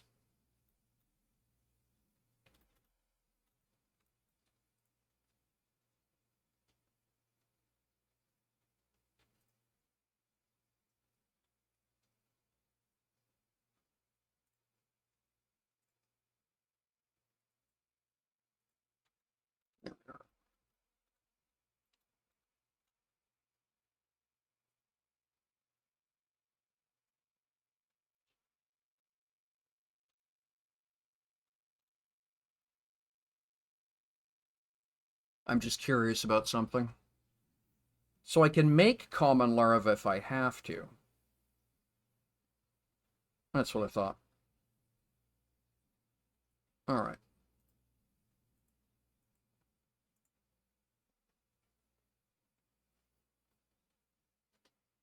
Okay. So let's go back to...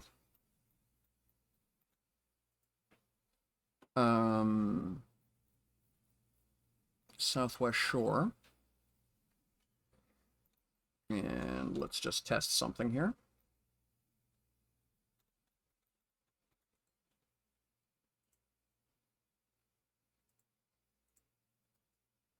Nope, will not. Okay. So...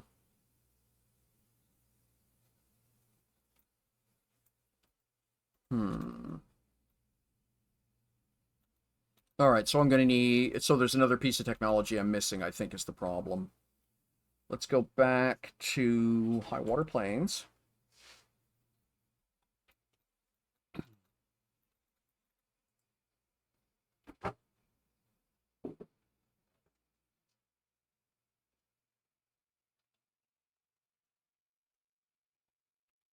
Okay, I'm just going to look this up because this makes no sense to me. Planet Crafter. T1 animal food.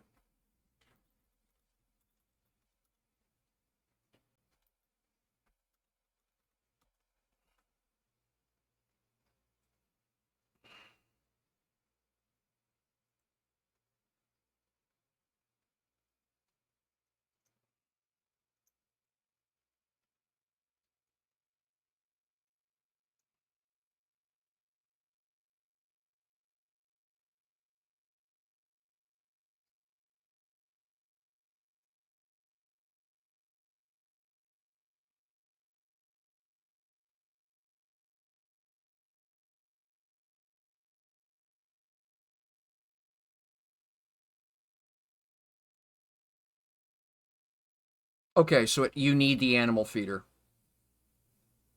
All right, that's... All right.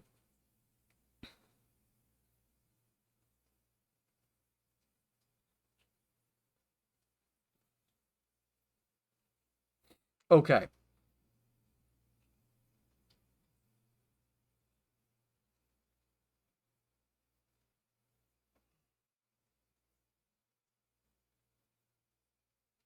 So,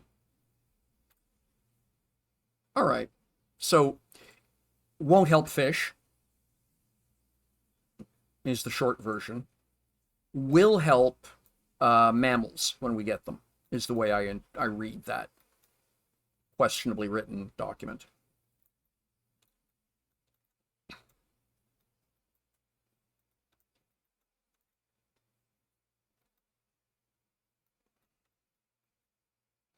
All right. So that's interesting. So what do we need to make larvae out of curiosity?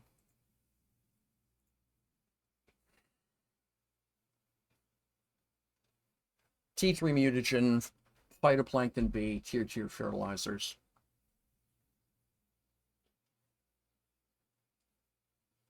That would be a bit of an assembly chain. It'd be doable.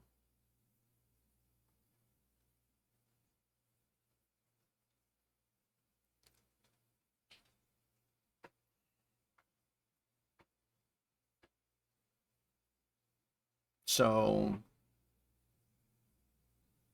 one auto creator for the bacteria, one auto creator for the tier 3 mutagen,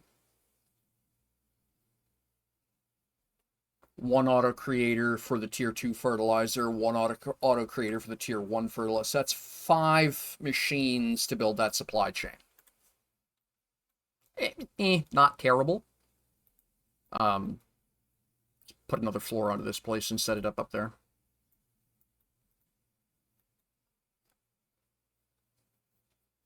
All right.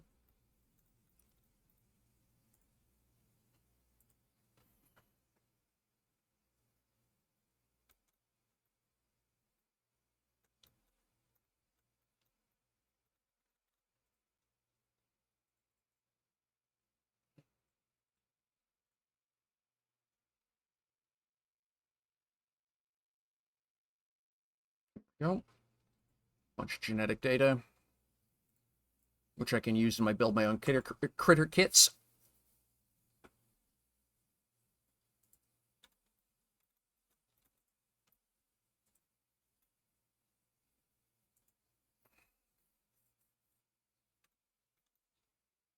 All right.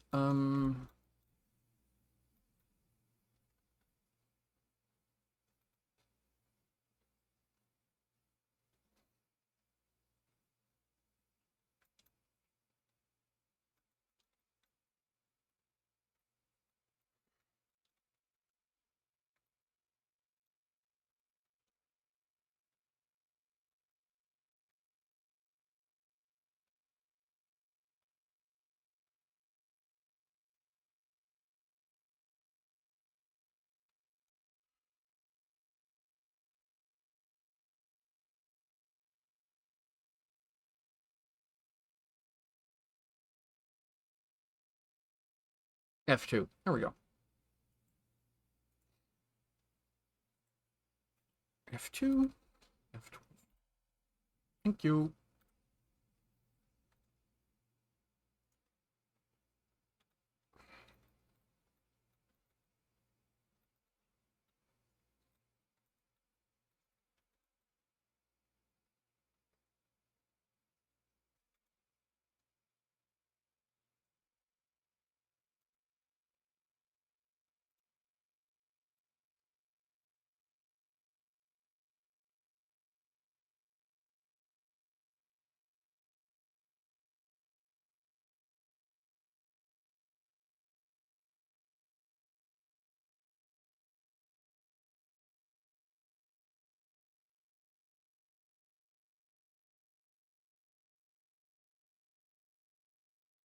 All right. So I think what I'm going to do very quickly is take a little break, stretch my legs, get a fresh cup of coffee, and then we'll play some more. So I will be right back.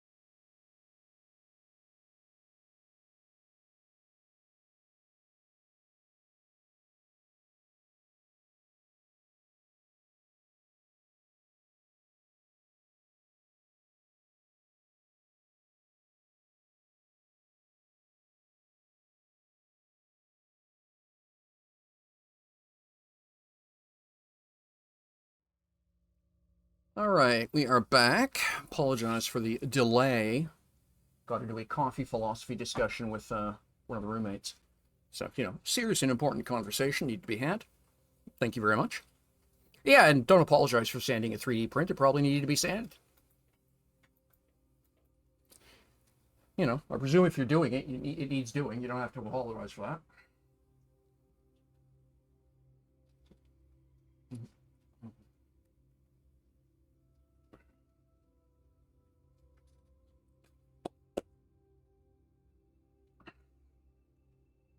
Okay.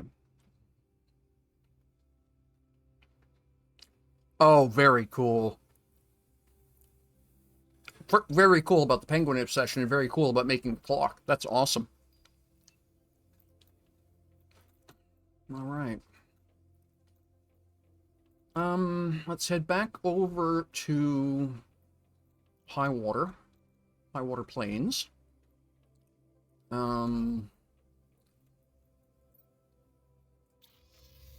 Now let's check.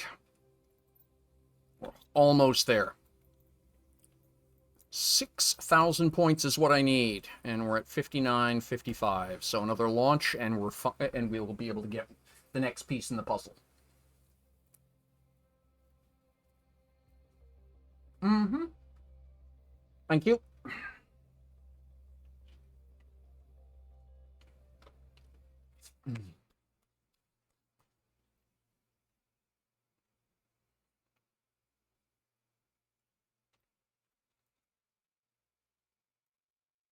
So,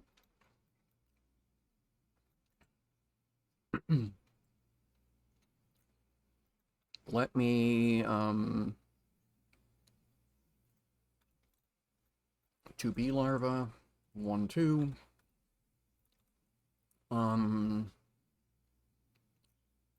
Dark and green fertilizers. Tier 1, Tier 2 fertilizers. Oh, I've got one of each. Excellent. And then a super alloy. Got plenty of that. Awesome. Automated mining for the win. Let's come up here.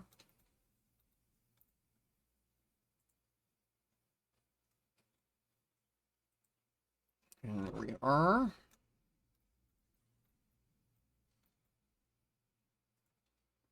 And we will drop the cocoa seeds in there. And our supply will be cocoa. Cocoa for Cocoa Puffs. There we are.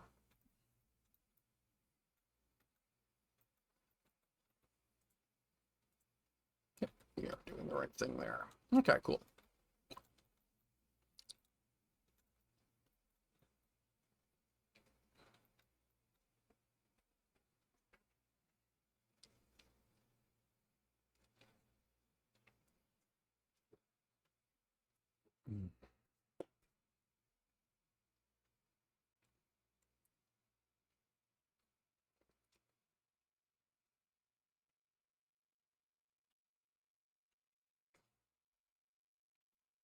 Okay. Awesome. So when that comes back, we'll be able to get the next component we need. And let's talk about that. What else do we need for this thing?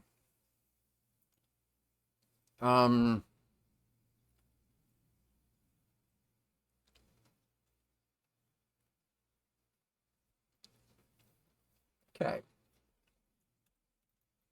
Microchip compass. Let's get that.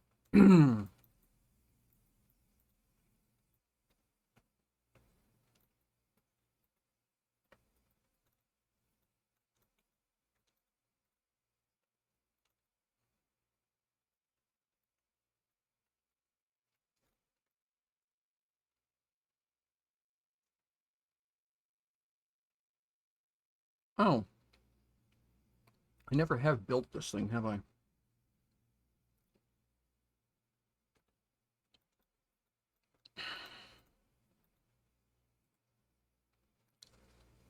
Probably should do that soon. Compass is this. 2 aluminum, magnesium, and silicon.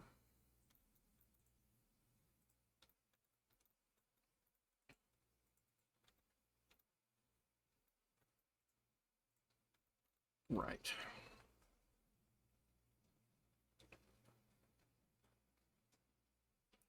Okay.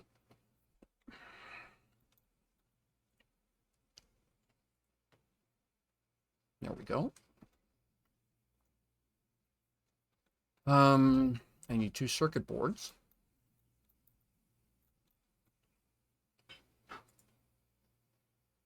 Hmm.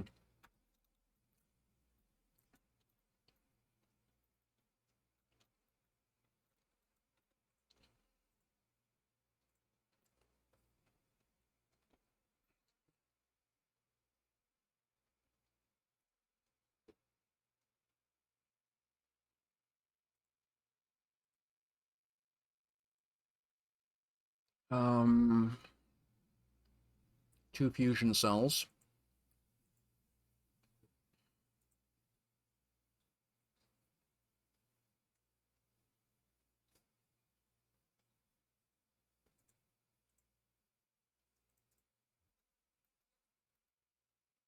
Um, 2 rods.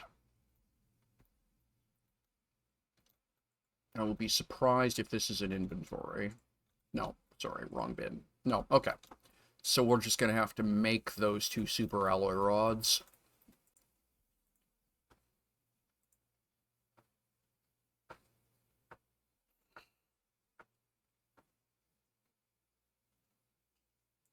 All right, and then back to fabric manufacturer, thank you. Here we are. Um,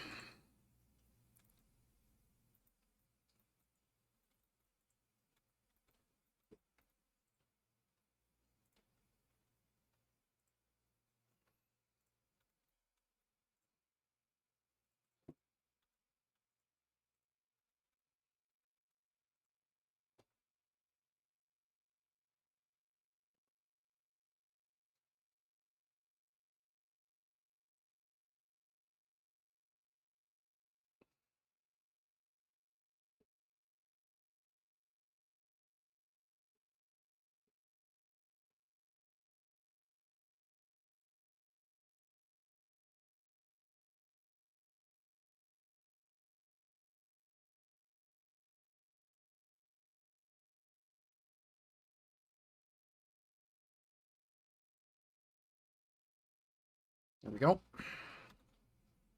And I just now it's 2 laps of the rocket. That's going to be 20 minutes.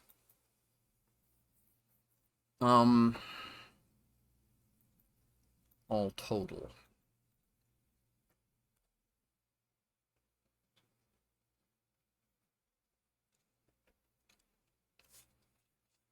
Um,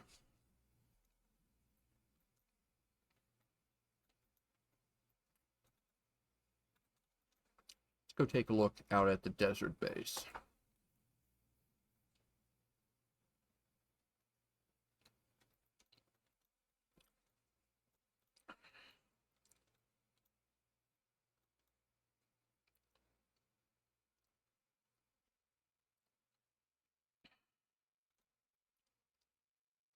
Yeah. Um, I think this has to move. As much as I don't want to.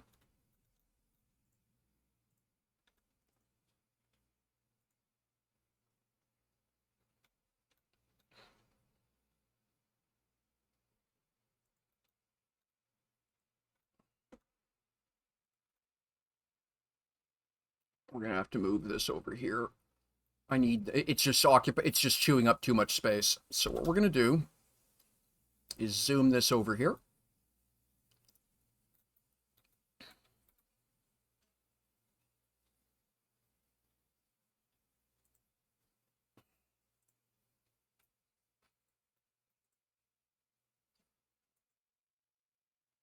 There.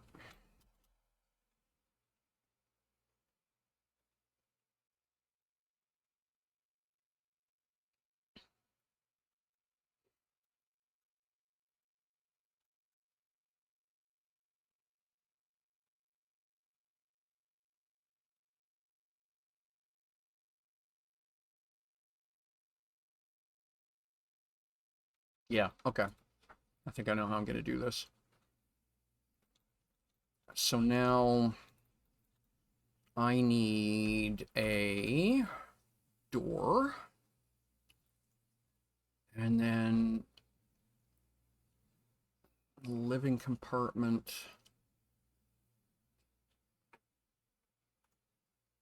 Oops. I should fix that too. All right, let's do the initial bit of base building, and then I'll go back on that. So, okay, so that's iron. So I need 1 for the door, 2 more for the room, and then I'll need probably 5. Like that. Okay, and then I need 2 titanium.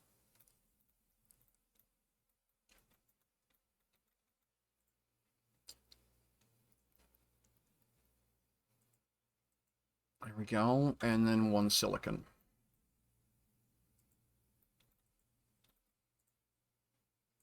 Okay, so now I can go up here. I'm going to remove this window.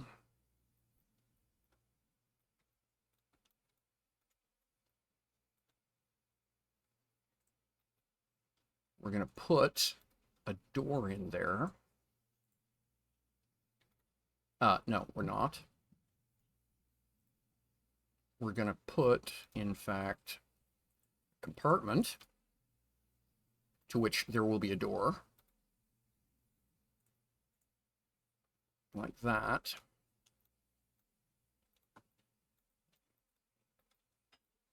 And then over here, we're going to put the window back.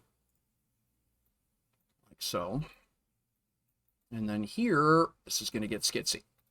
I need...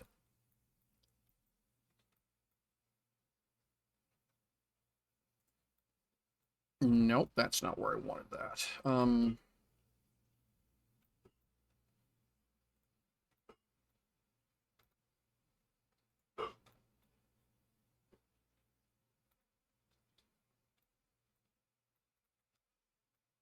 Okay, what I'm going to do is put that there, hop to here, and then build the one I want in the right spot. Yes, like that.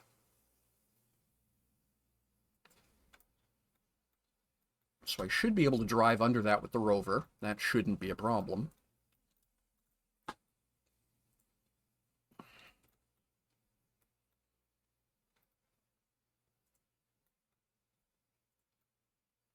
Oh, right. Hold the key down, Michelle. There.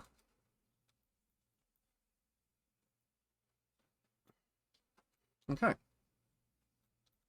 Yeah, there's no reason I shouldn't be able to. If I can walk under it, I can drive under it. Yeah, the rover should fit under that.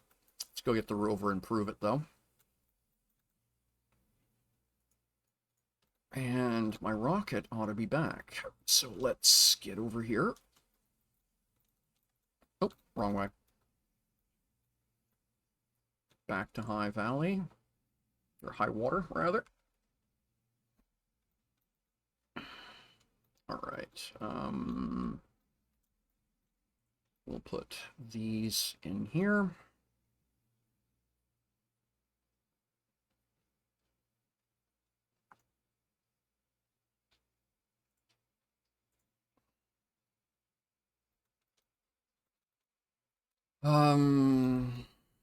Let's go check a rocket.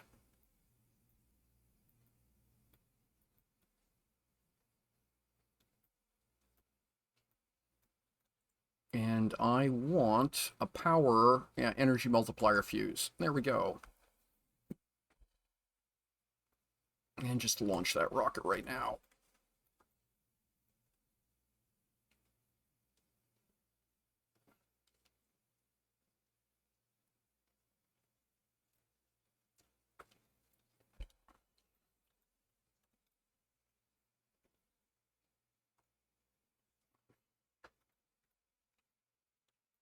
That's going to be 8 minutes to come back.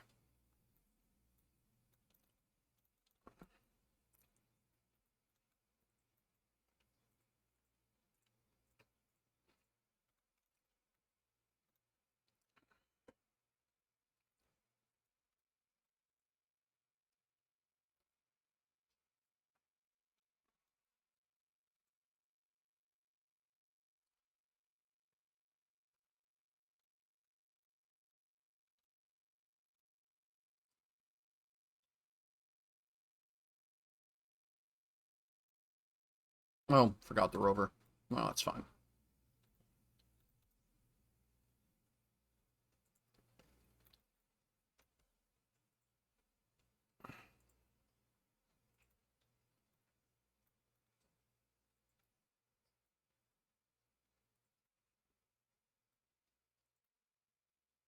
Here we go.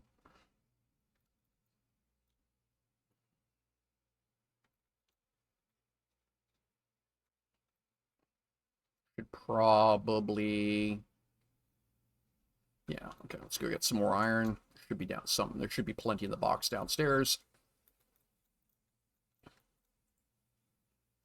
That's not the definition of plenty I would use, but okay.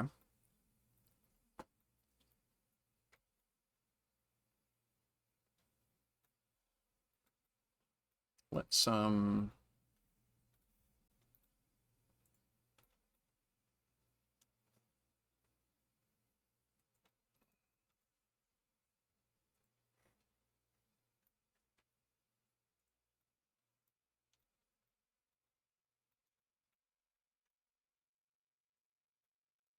we can do that.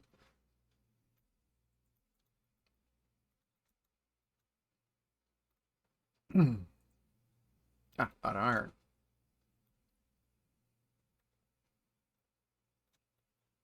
Probably should have another couple, like one there and, I don't know. Just for visual. What's this look like from the ground? Yeah, it looks okay. Probably need to put a couple of lights onto it. Lights and guardrails. So let's do a bunch of silicon. Boop. And we'll go over here.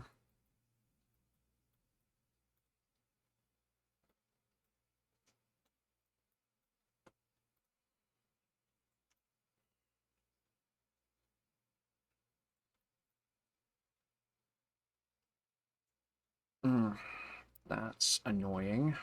Sure. And it won't do 45s, so that's annoying.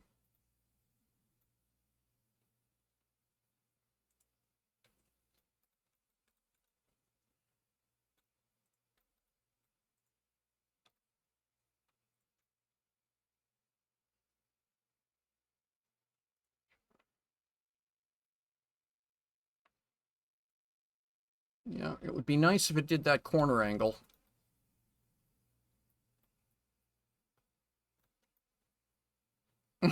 What the hell?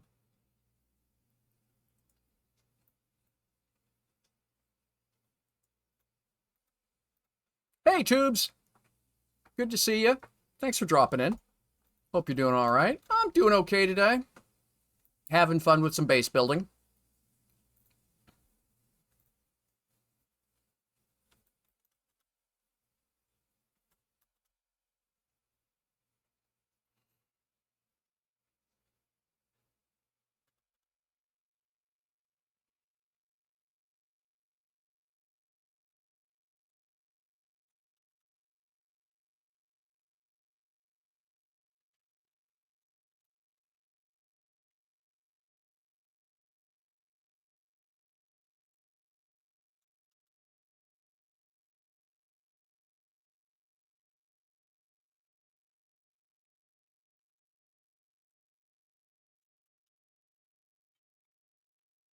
Yeah, I've really been grooving on this game the past few days. Really enjoying it.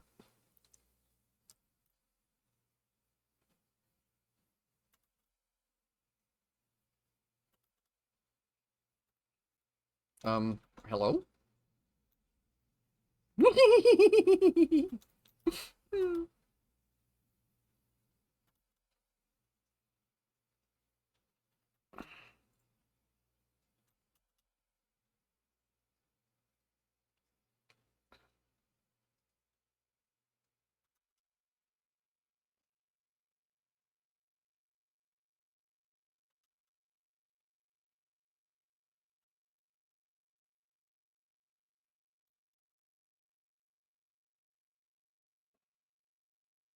Ah, very cool.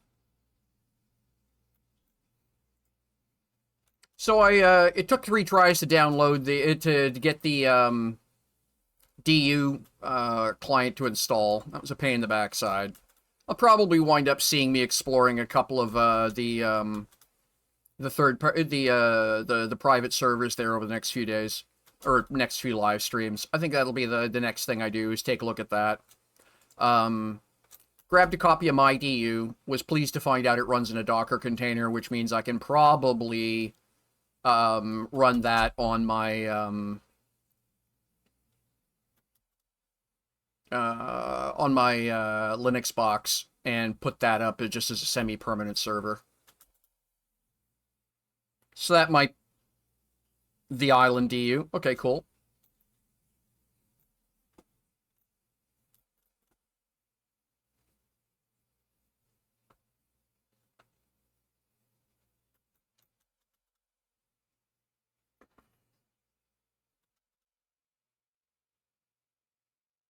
Mostly my interest in MyDU is how moddable it is. If there's ways to get it to make changes to configs and things like that, and yeah, I know. There's two pieces. You've got to have the Docker client. Well, you've got to run the Docker server, which is the MyDU, and then you've got to, and the Steam version of the game will not see anything except, which is what I was running for the longest time. The Steam version of the game doesn't see anything except the commercial server. So I had to go and uninstall the Steam version and then go install the client off their website.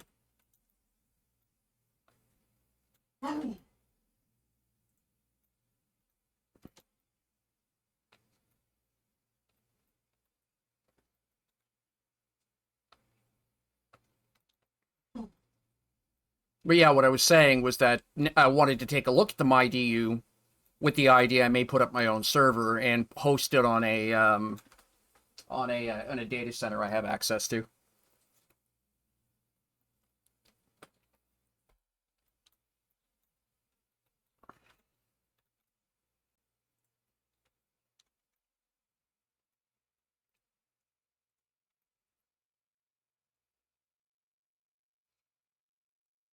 Okay, that's cool. Now, when you say mods, what do you mean?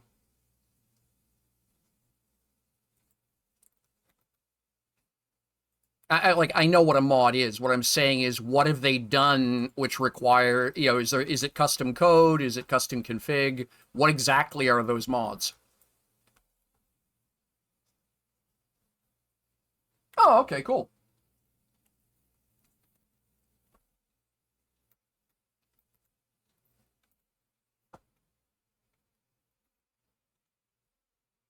That's the stuff I'm interested in.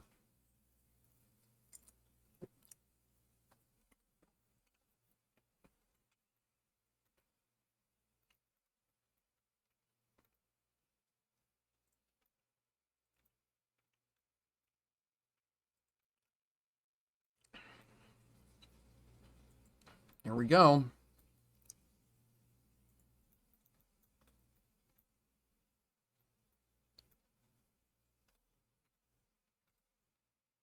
Oh, we're out of iron again.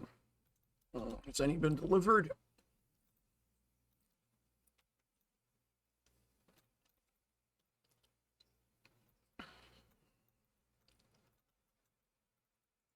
No, not yet. Yeah. I guess I'll look for more iron.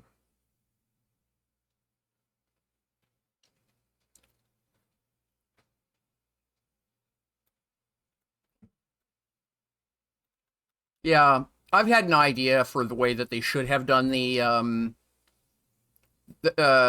economy of the game, and so I'm very interested in seeing what is available in terms of mods, and modability, because it might be an interesting excuse to get back into JavaScript, to just rewrite the entire the entire first third of the game.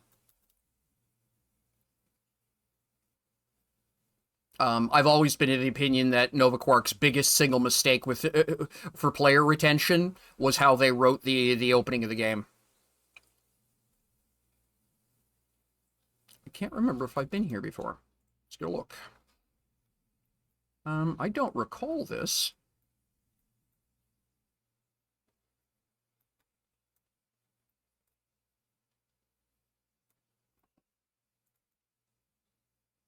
Yeah, I really don't recall this.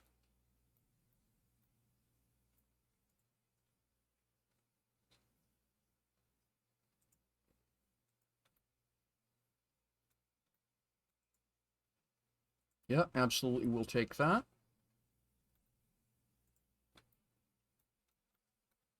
Oh, wow.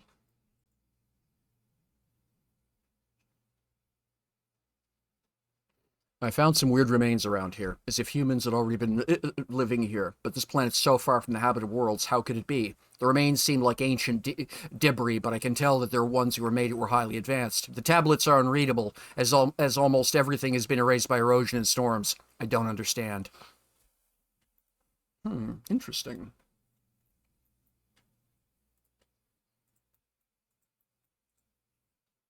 Whatever this guy was doing. Okay.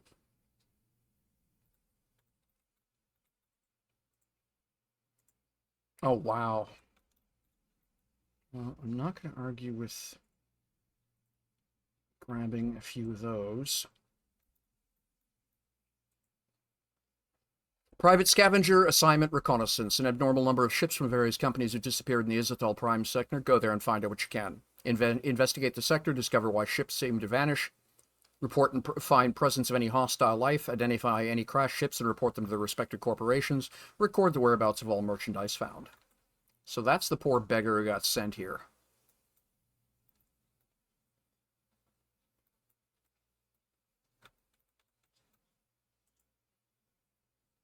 Awesome. All kinds of stuff left here. All right. What's in here? Just zap that for now. I'll have to come back here and pick up the rest.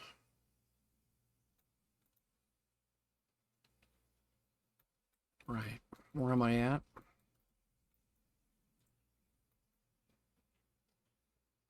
Green Desert is due north. Plains Base is north-northwest. Okay, and I have no other reference mark. Well, there we go. There we go. That's better. So, north-northwest and west-southwest. Okay, I can find that again.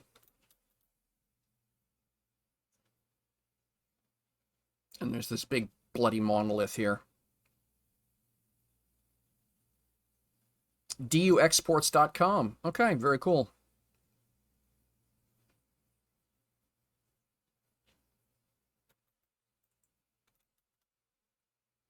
I've been sort of thinking about it over the past couple days. Might be interesting to quote start over. We'll see. I don't know. If I do anything big, it'll probably be on my own private server, so that I don't have to worry about it.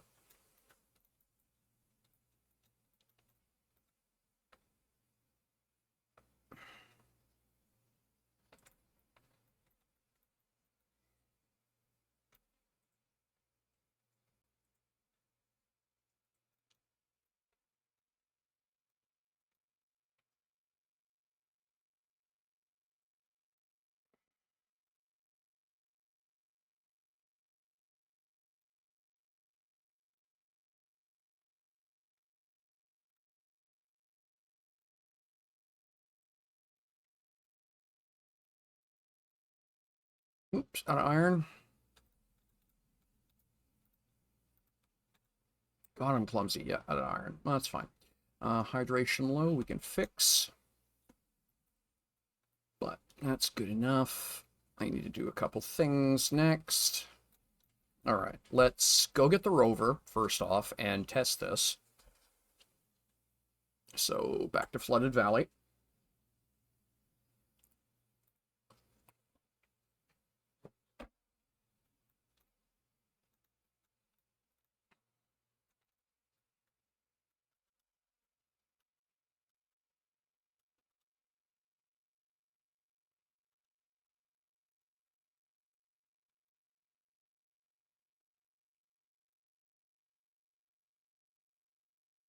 I'm terrible at driving this thing, by the way.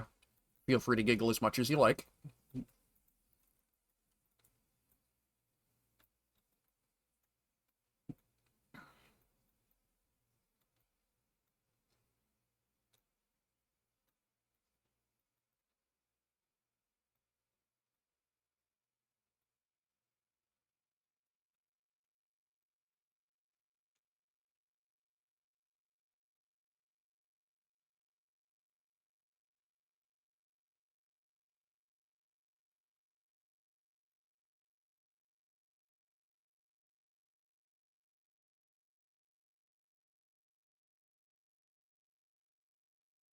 It'll be interesting to see what the community's done with the game in absentia of the need to win.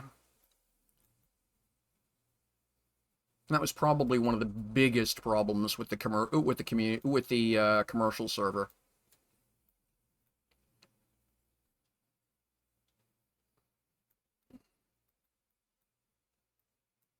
A certain group of players who seem to be of the opinion that you could win DU somehow.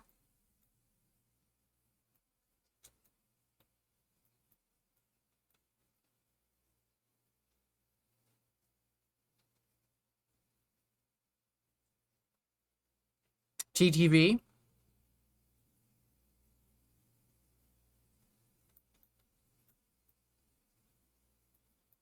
Not sure what you're saying there. Ah, the third verse. Okay.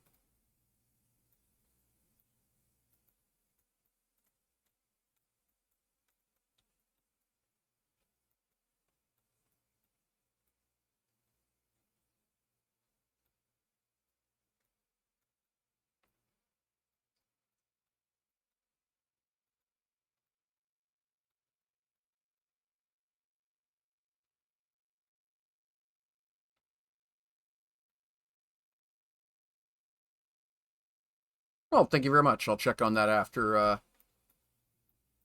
done streaming here. It's probably in the next 30 minutes. Honestly, I've got a bunch of stuff to do today.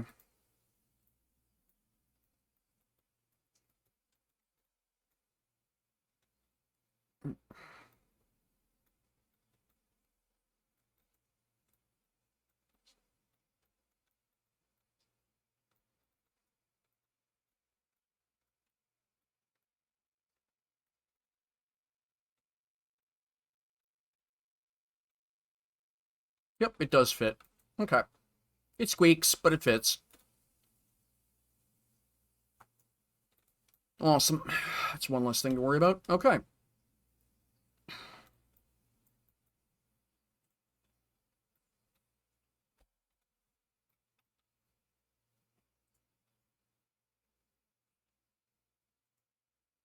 There we go. It's better. Right. So I need a bunch more iron, but I'm not going to worry about that right now.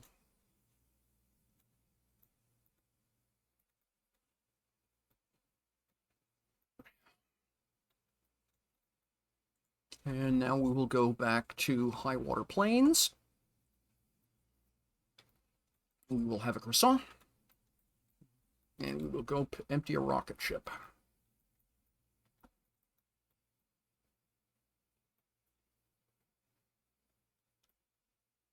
All right. Just a windstorm. Don't like that sky color. No, just a windstorm. We'll grab that and go for launch when ready. There we go. All right, we're back to that. And I'm broke. This had better be worth it. I'm taking an awful risk, Vader. This had better be worth it. All right. And then back to Green Desert.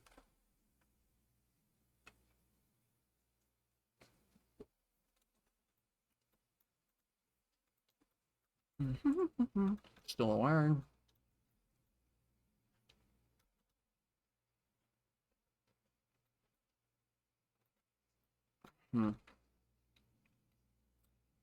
Right. Let's go unload some of this.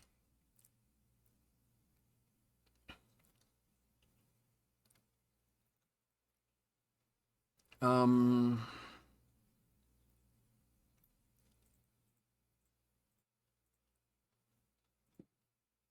no, it's not what I wanted.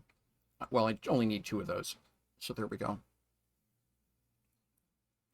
I need the water. Everything else, yeah, we're good. All of that can get sorted. Um, let's see if I can find that location again, because I can bring a pile of iron back with that.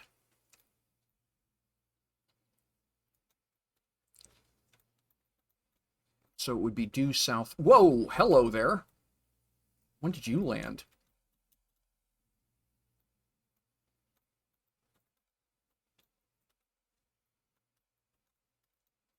Ah, there it is.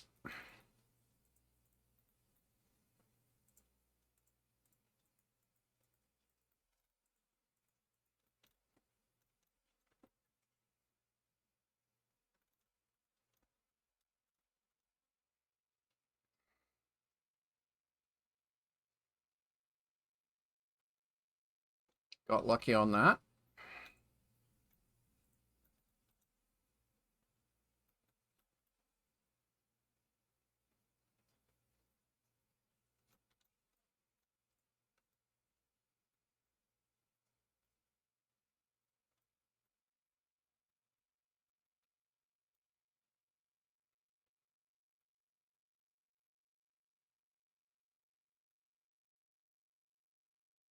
Okay, I remember that arch being part of the visual site. And there it is. Fantastic.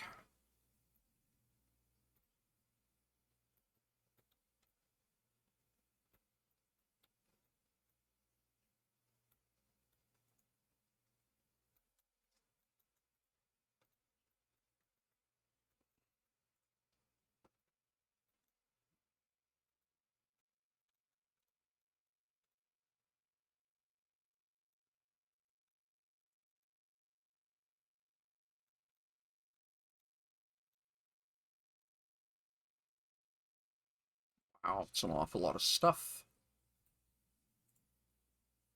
All right, we will come back for the rest of that. Inventory full, okay.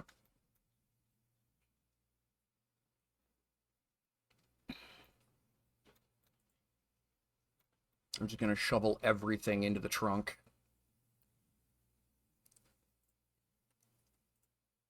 The only thing I want to keep down there with me is a bottle of water and a cookie.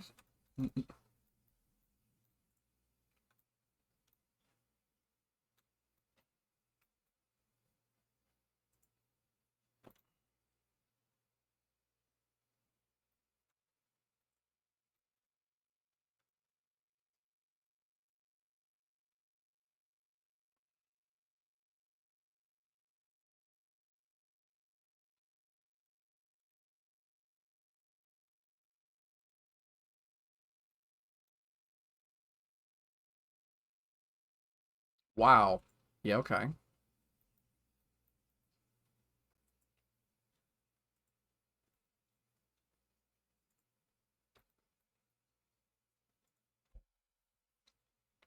Okay.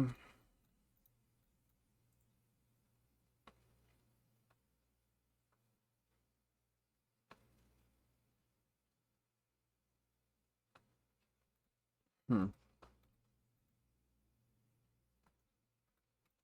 All right.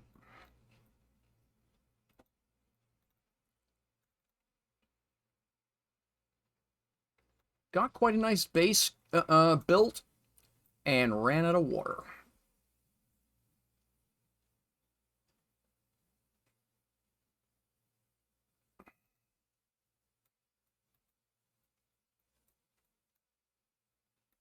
And died of thirst. Plant will do that to you.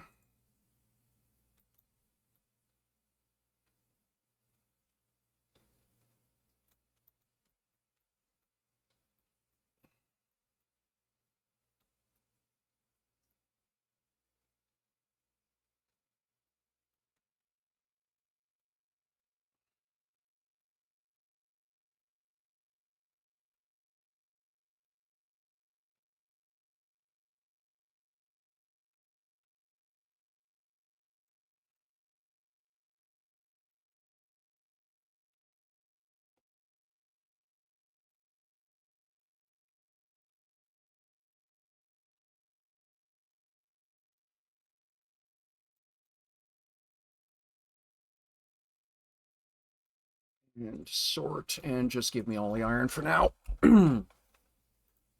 Oh, and a cookie. And a bottle of water. Cookie and a bottle of water. Gotta have the cookie and a bottle of water. All right.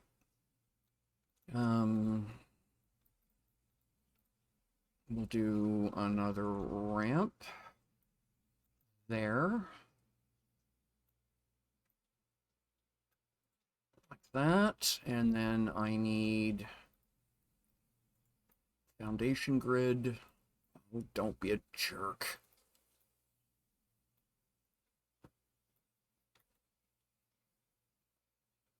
You know what? I'll take it. You're gonna be like that. Okay. And then I'll probably put here just for a visual. Like that.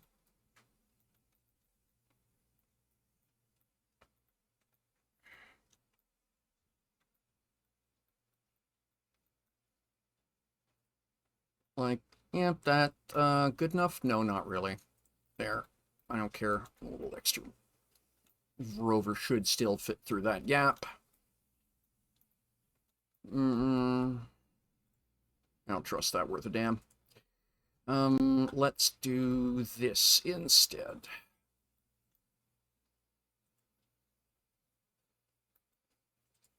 Yeah, there we are. All right, that gives a fairly good... All right. So now, we'll put all this back in here.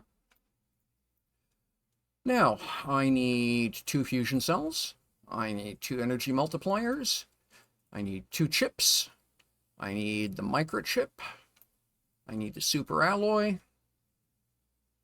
Got everything.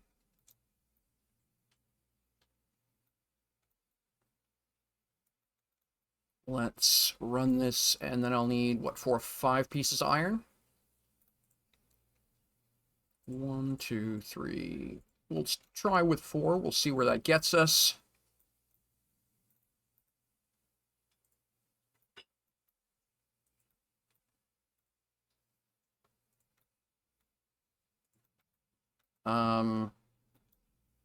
Yeah, that's what I thought that sound was. Excuse me, coming through, man.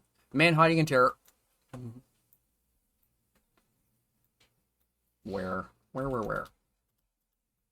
Whoops. Fell. Piss off. You know what I meant.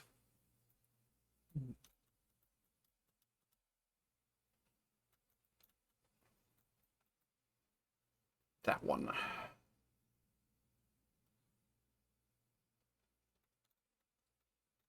Came down over there. Okay. Right there.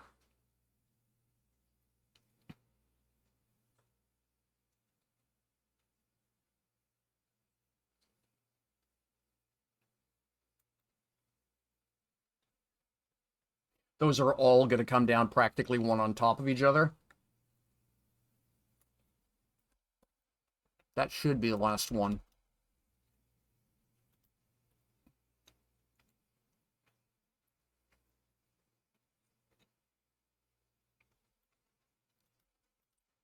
Yep, that's what I was hoping for. Oh, no. Oh, no. Oh, okay. Now,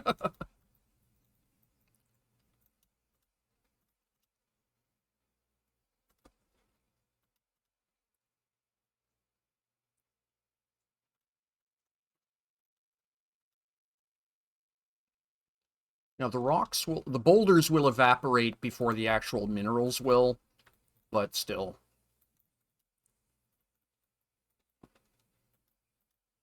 And I'm not that pressed for osmium, but it would still be nice to pick up some extra. But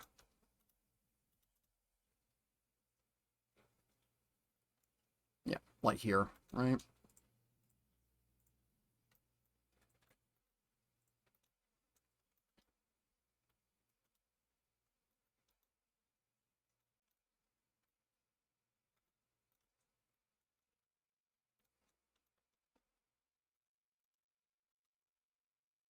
All right, doesn't look like a whole lot.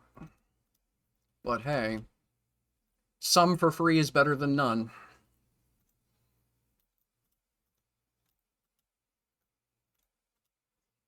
All right, let's get back to what it was I was doing. Quick scoot over here. Anything easy to find? Not really.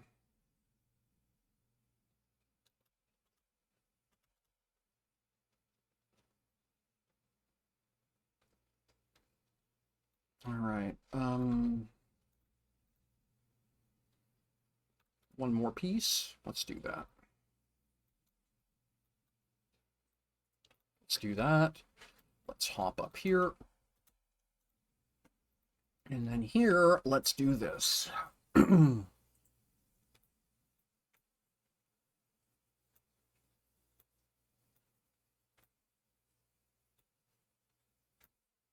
Yep, that'll do it.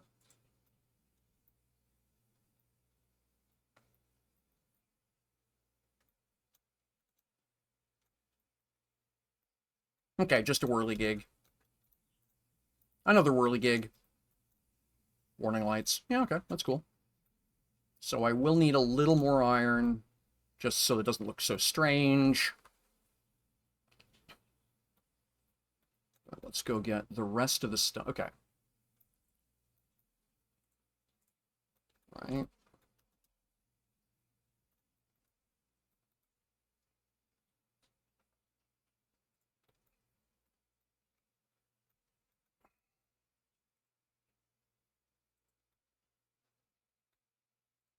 That'll do. That fixes the weirdest of it. The rest of it we can just smile, wave our hands, and say advanced technology. Okay. There we go. Now let's go get this thing emptied out.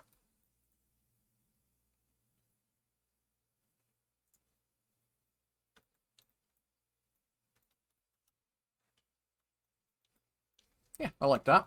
That's kind of cool. I'll have to put guardrails along that, but that's all right. Just for the visual effect.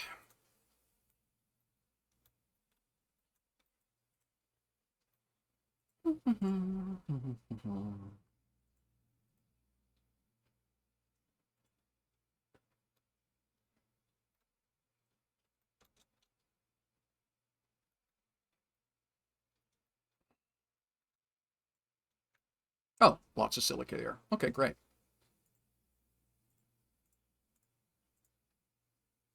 Put the titanium there. You know, I think I'm just going to do that guardrail now.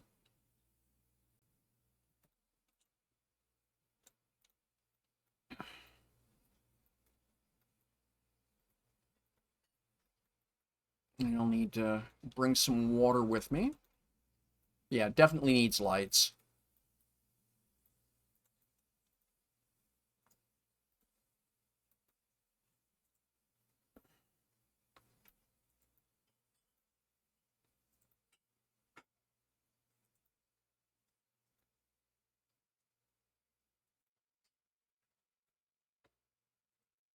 Okay, that's going to need one of the angle pieces in and then back out again.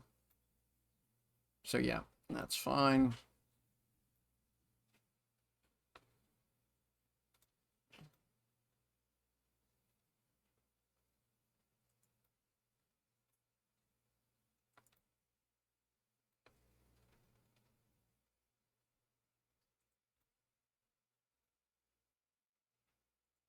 Yeah, looks kind of cool. Like I said, we'll need lights. We'll need some little bit more fidgeting, but eh.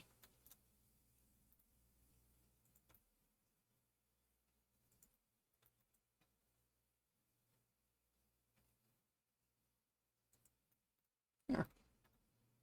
Cool. I got one left. We'll go here. No, that's gonna have to be an angle piece there. That's fine. Doesn't need to be used.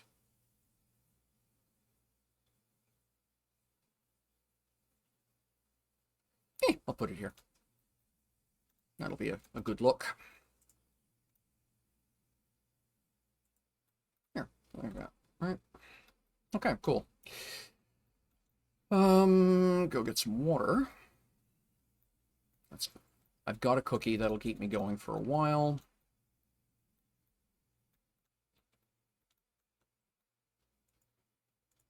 Grab 2 things of water. All right, and save.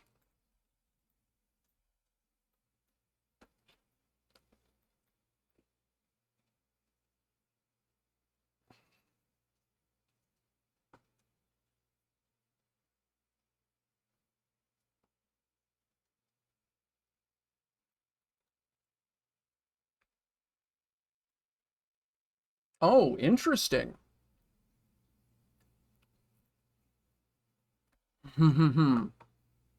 Okay.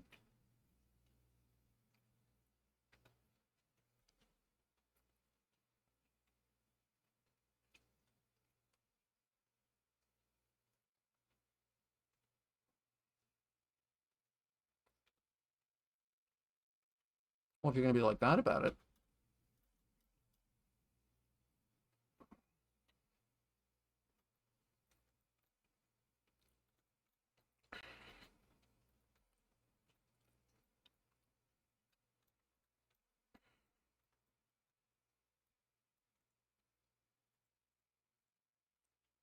Interesting. Okay, so this is suddenly going to become quite a resource.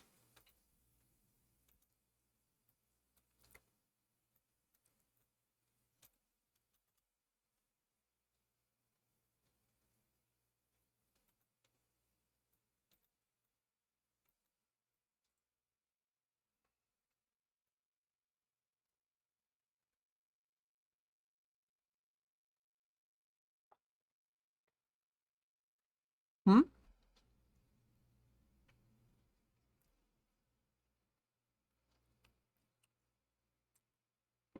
Let's see how it goes.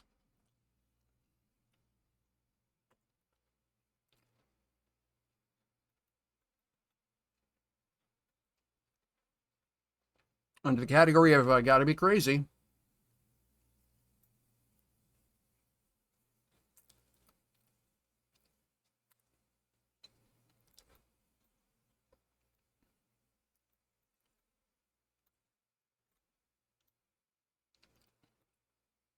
Wow.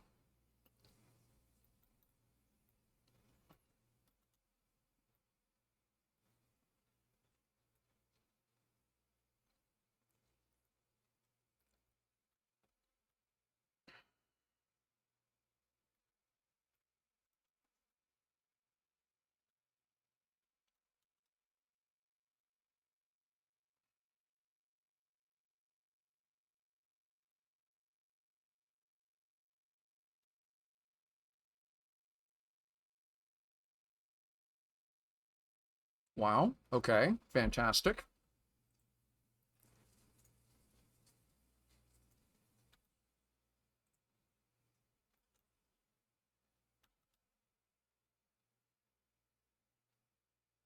But that's not the point.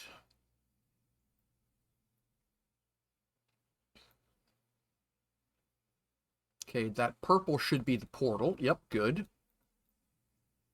So we're just going to hug the right wall and look around. Okay, that goes through there. Okay, there's a chest up here. Oh, nice. That's a pile of cash, quite honestly. Oops.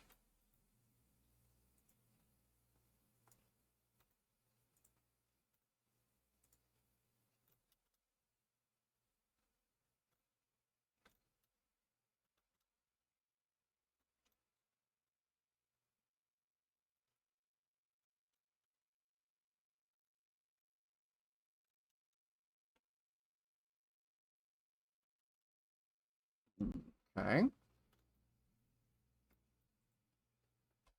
Wow.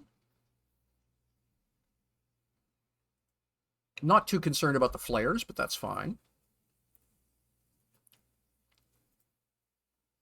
That's a pile of cash.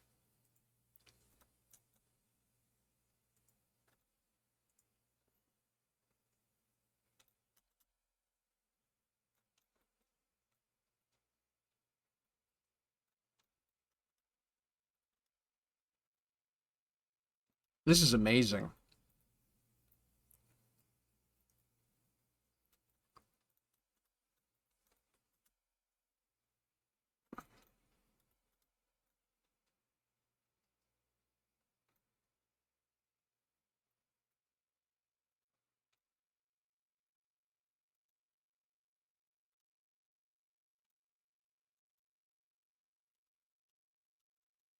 Okay, that's not... Okay, that's just artwork. It's not really there. That's unfortunate. Oh, no, it is. I must have missed it the first time. I don't see anything up there.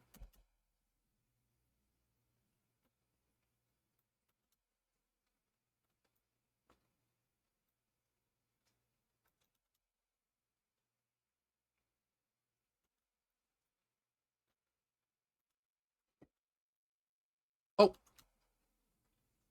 no, I thought that was a chest. It's just a rock. Damn it.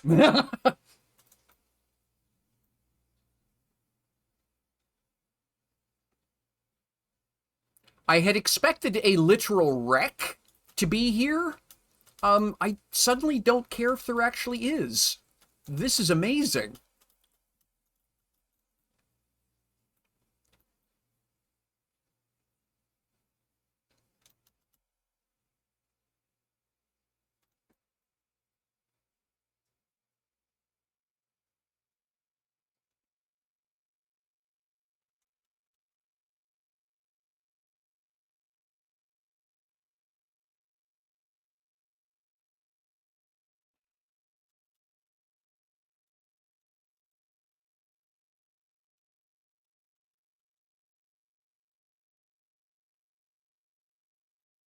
I am terrible at jumping puzzles, so it is exceedingly unlikely that I'm going to get... If there's anything up that high, that I'm going to be able to get to it.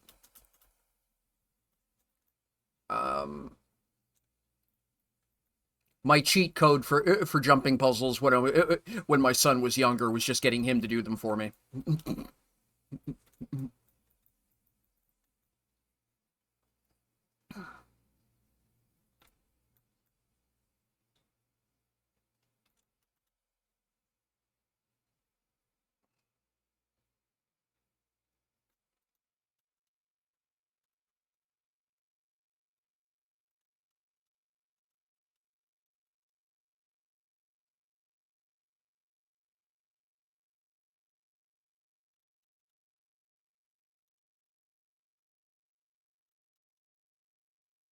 Ah, look at that. Well, well, well, a thing I just done learned. All right, it is a wreck. It's just there's a whole damn zone wrapped around. Oh my goodness, this is cool. Okay, this is even more cool than I thought it was going to be, and I thought it was going to be pretty cool.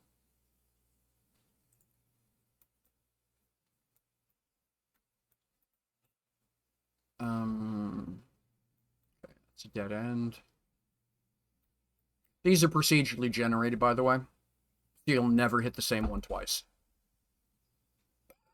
All right.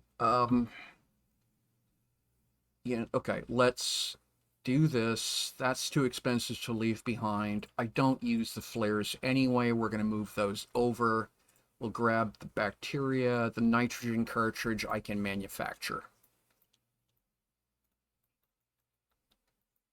Fusion reactor. Yeah, one of these days I'm going to have to make a fusion cell just to drag it along and find out what happens. Oh, explosive. Well, we'll definitely keep that. 5,000 tokens. Holy crap.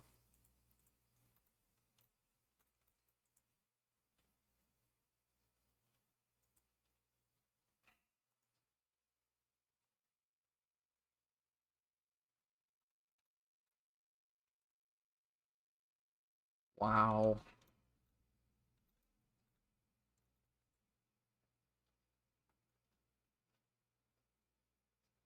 Okay, that has to come home with me for sure.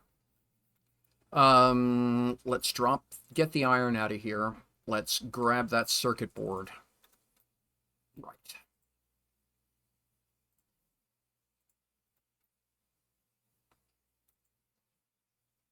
Blueprint. Yep.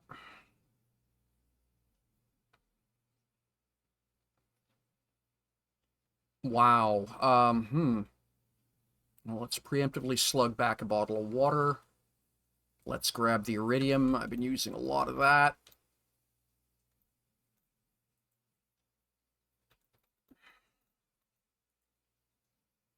An access card. Awesome. Okay. You know what? The fertilizer can stay here.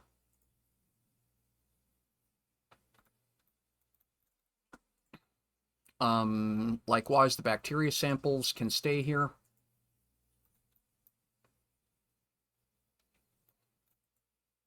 This is wild.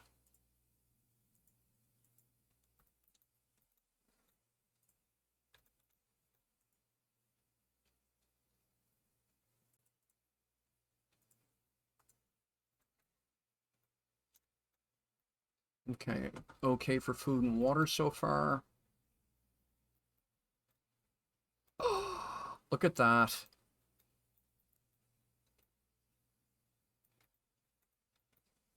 Oh, nice. So a buggy operations bay. Spacesuits ready to go. Ah, that's a plan.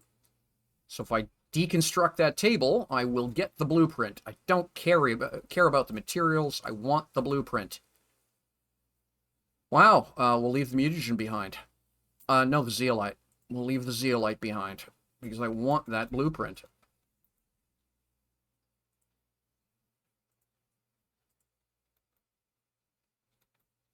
A library. Oh no. Rocket engines. I have plenty. We will ditch one of the rocket engines.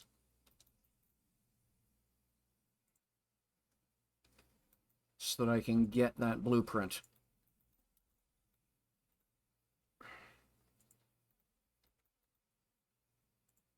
There we go.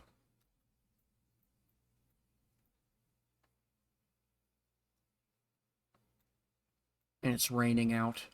Awesome. What is that? Oh, that's the glow off the engine. What's in here? Okay.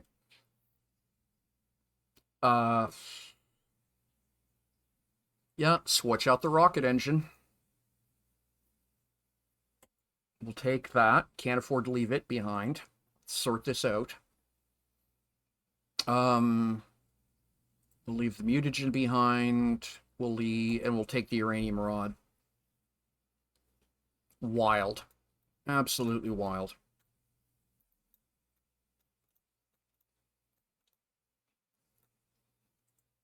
Yep, okay, been there.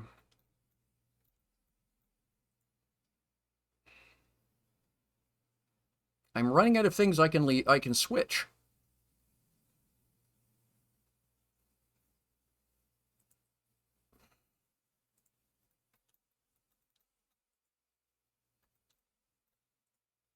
Okay, I've been through all this. Yep, okay, awesome.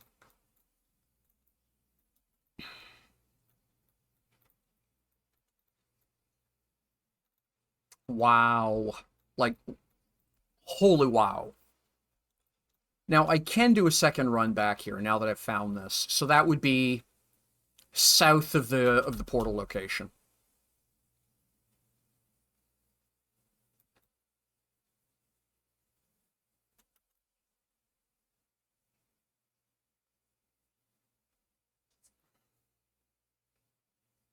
But I don't know it's going to stay open for sure.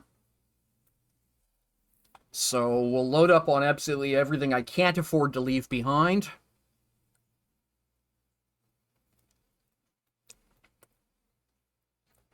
Nope, still there.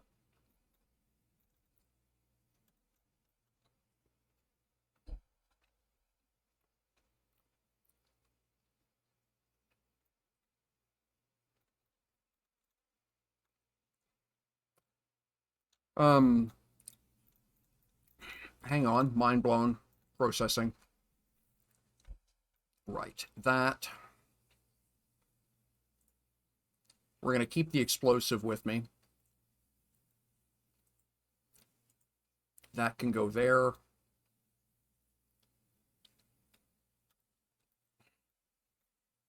And this is why I have drone logistics.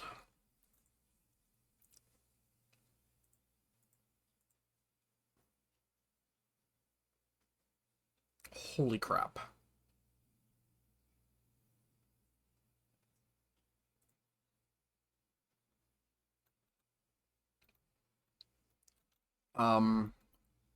Flash gobsmacked. All right, you know something?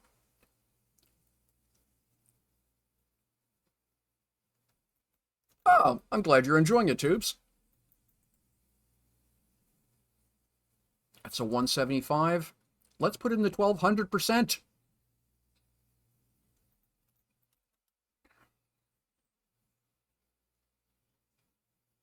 Wow. That's way above my tech level. That is absolutely awesome. Okay, so what we're going to do is gene locker. So this goes in here. I'm actually going to put the 2 tree seeds in here as well. No, I'm going to put the tree seeds into general storage. This is why I have general storage. The rocket engines as well. Going to keep the explosive with me. And then let's teleport back over, because I don't have a reader here. A tech reader, I don't think. Let me check. Oh, yes, I installed one. Awesome. Decode blueprints.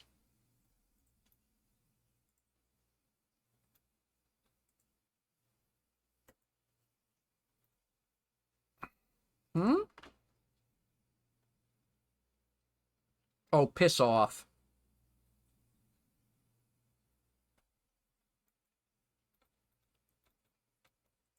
Those are supposed to have... Oh my gosh. Okay, so that's a mistake. Those chips are supposed to have the blueprints on them for the items I took apart. That's really kind of annoying. All right. Let's go over to my frog pond here. Zoom, click. We're going to take that out of there, and we're going to put this one in here. Because 500% versus 150.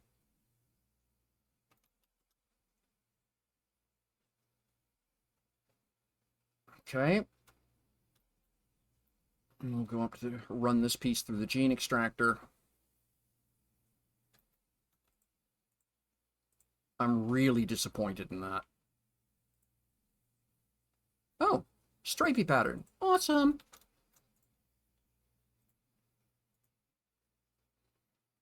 Well, So I would like a big critter with with stripes and bioluminescent. I want its overcolor to be, let's see. Yeah, that kind of green would be interesting. And then with an undercoat of purple. Let's go build that.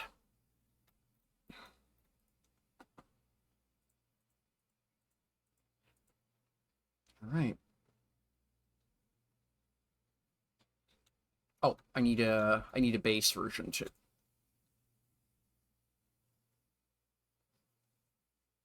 Ah! I am lacking. Oh, darn.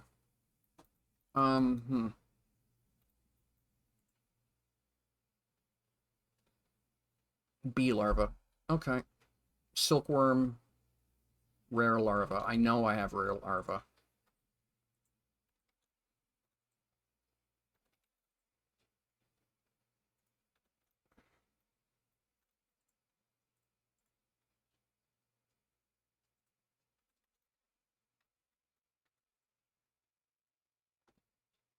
Nice. There we go. So as soon as I can get the animal shelter built, I can have that hopping around happily. Still really pissed off about that. Okay, back to high water.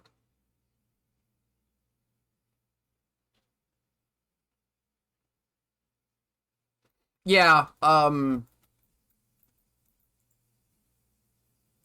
it's treating those as blank, and I know I don't have the things that I got them from, so I need to go back to the rec and check something. All right, so you stop this. Make me a bunch of chocolate.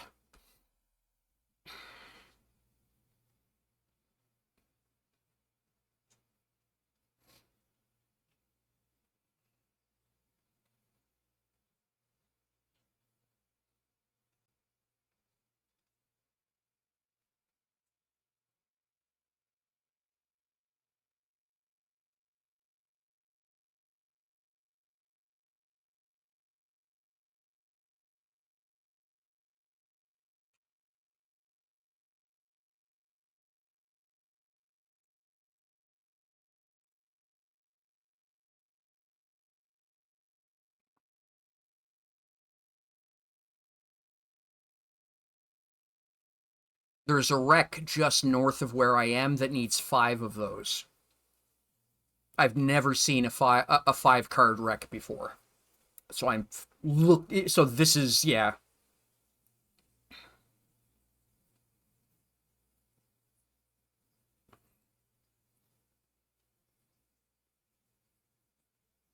All right. And make me some cookies. Oops.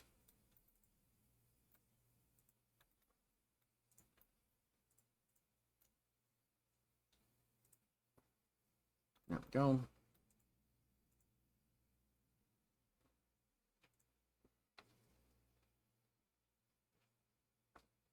All right, and we can put you back to fabric creation. I need some water.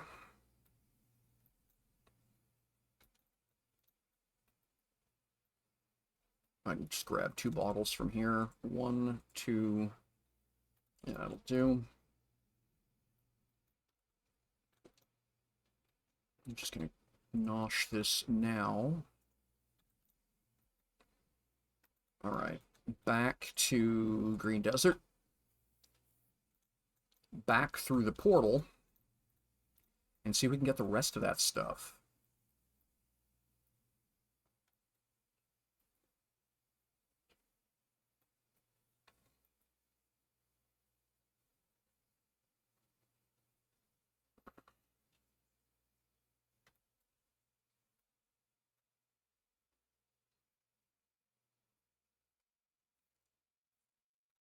Ah!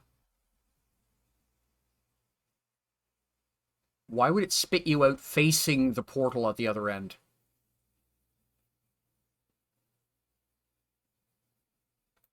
Okay. That was annoying. Not consequential, but annoying. And the wreck was over to the south.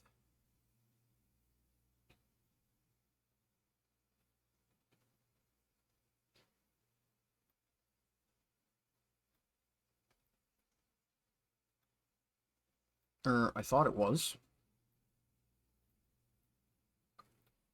I mean, you know, not the end of the world if I have to explore to find it, but probably up on a terrace.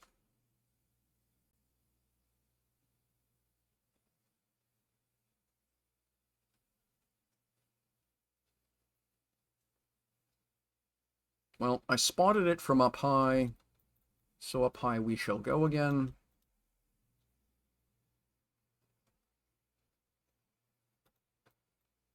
Am I remembering wrong? There's no way it could be over here. It has to be over there.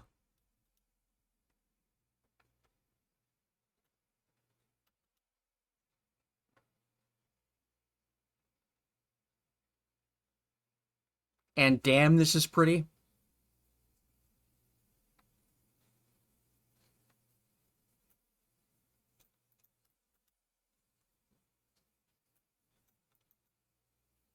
Yeah, okay.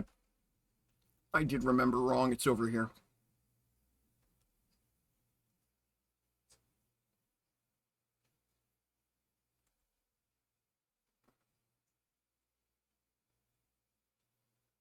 There it is. So the correct answer is the port. Okay, it's to the that. Okay, I literally had it backwards. The portal is to the north of the wreck, so the wreck is to the south of the portal.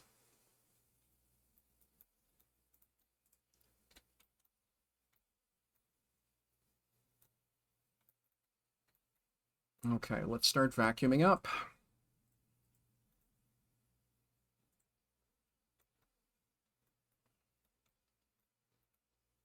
Did I bring the bomb with me? No. Yes, I did. Good.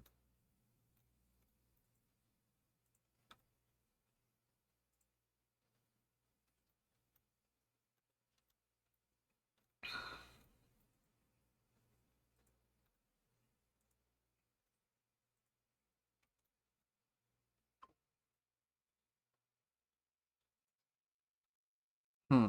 Wow. So much stuff! And I am unfortunately a pack rat. Alright, well, if I have to do multiple runs, I don't care. Worth it.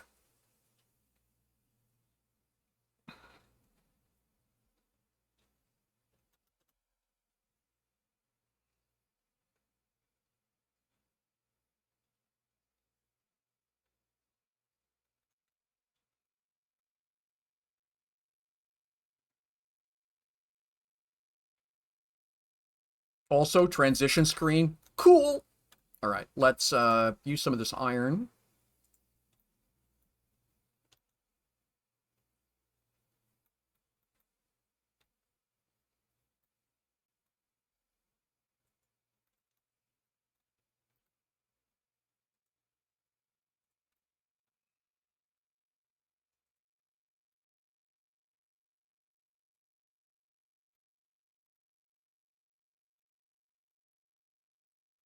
That's better. And we'll use that silicon here. Like that. Okay, that's better. That makes that spawn a little bit easier to navigate. Yep, fantastic.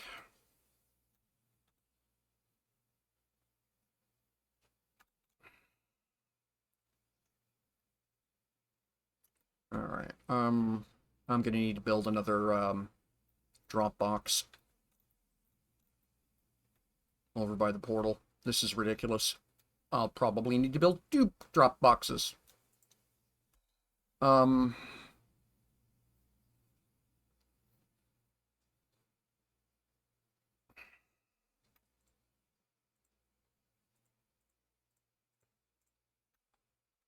Okay. I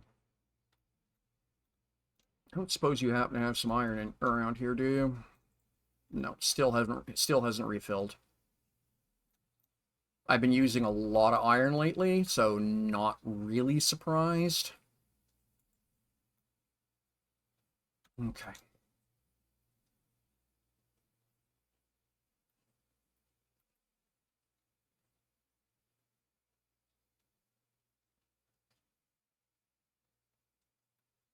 Probably have to put another corner piece there.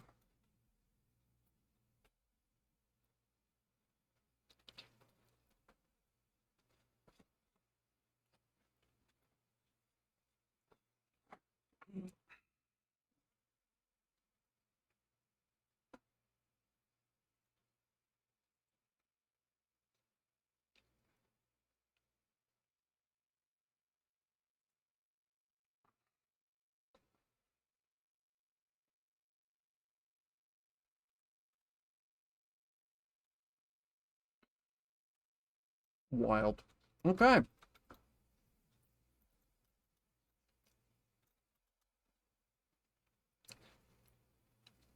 So, in one run, the the amount of stuff I've pulled out of here has almost paid for um one paid for the construction of the damn portal. portal machine, which is wild.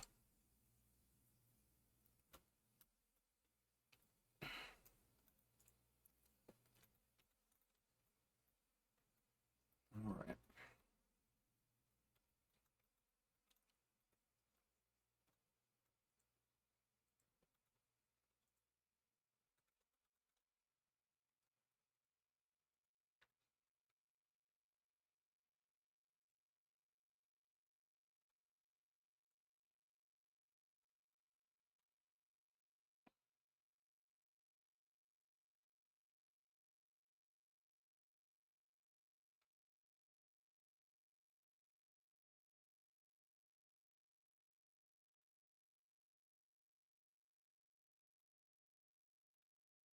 I mean, that's basically it. I'll eat a cookie. Speed buff! Alright, let's... Yeah. Okay, well. One more run. Anything in there? No. I'll do one more salvage run, and that'll be it. Mostly because I'm just real world running out of time. I've got stuff I need to go do, but this is just so cool.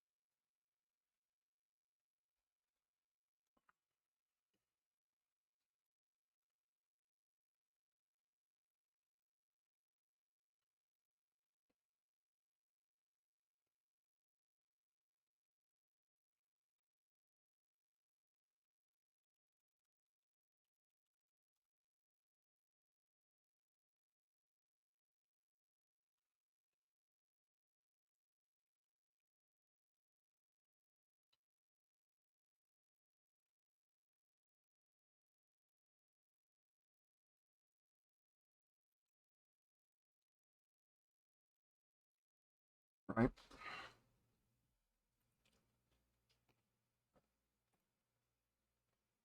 I don't know what I'm going to do with the flares. At worst, I can scrap them, right?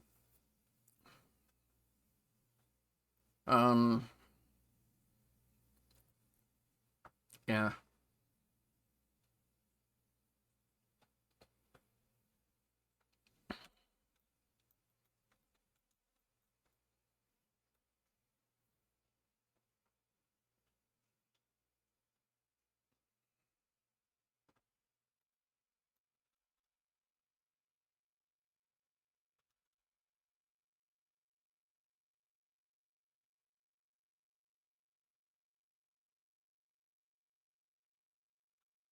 How did I... Okay, what did I do? Did it again.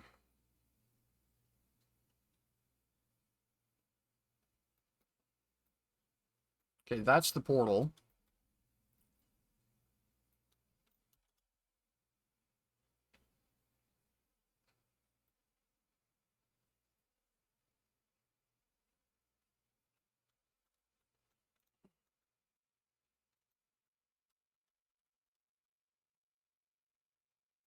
Oh, sheep dip.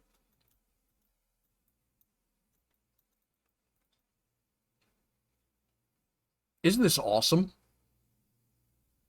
So pretty.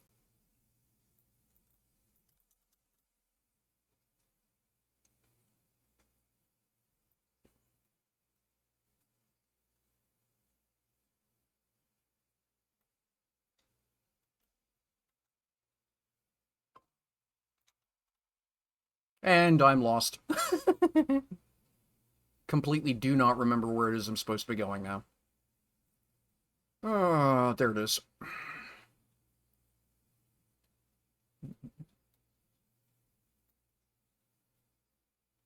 Um, what? Okay, here we are.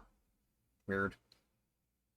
Yeah, I'm getting tired, so I'll drag what I can out of here, and then I'll wrap up for today.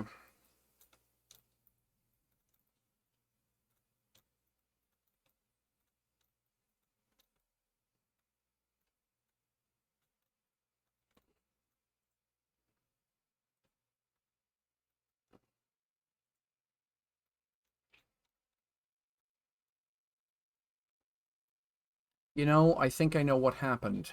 Where the, let me go look over here.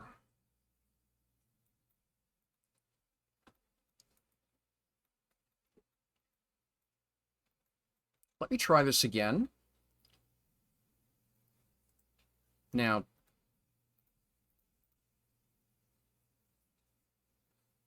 okay. So I got the glass table, but I didn't get the library for whatever reason. Now, so what it is when it fell on the floor, it forgot what the blueprint was. Remember there were a couple of them my inventory was too full? Okay, so that's the catch.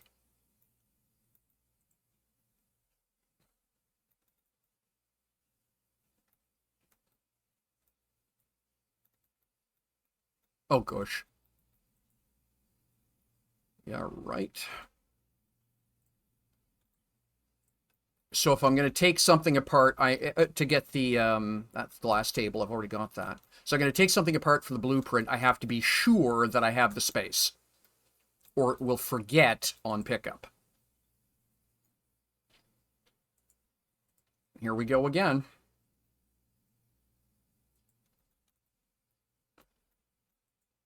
All right.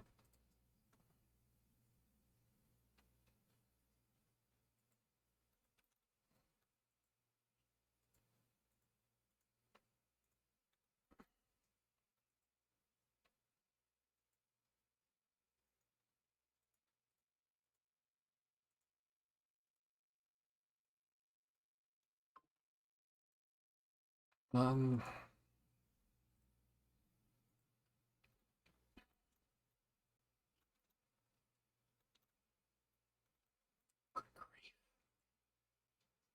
oh my gosh.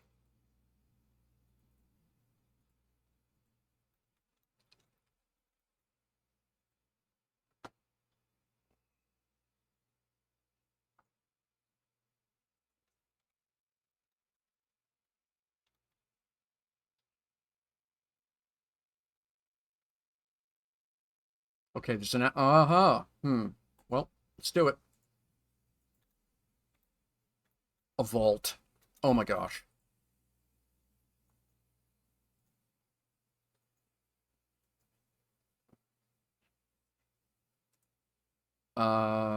Guess I'm leaving some stuff behind.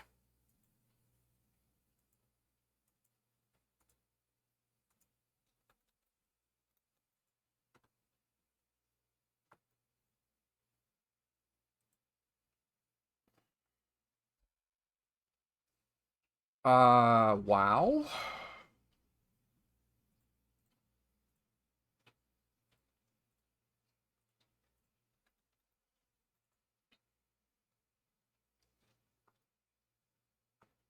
Now that's worth 5,000 tokens by itself, right? So we're definitely taking it. That can stay behind. Drink water, eat cookie, drop rocket engines.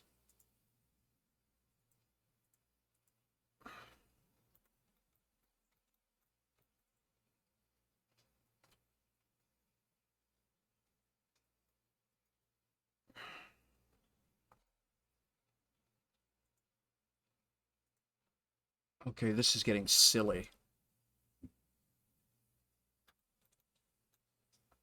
All right, so yeah, that's everything. All right, let's okay, we're done. I mean,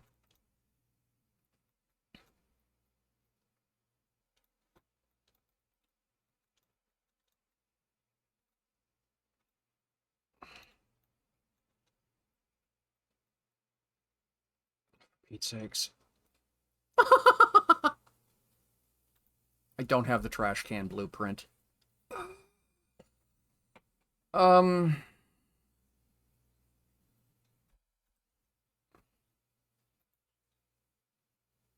everything else in here I have the blueprint for.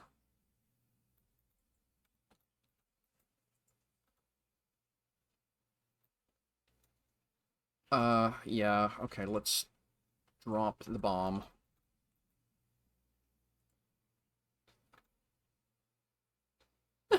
You literally put stuff in the trash can, hit the button, and it evaporates it. All right, fantastic. We'll leave the bomb behind and get out of here. If that is, I can figure out how I got here.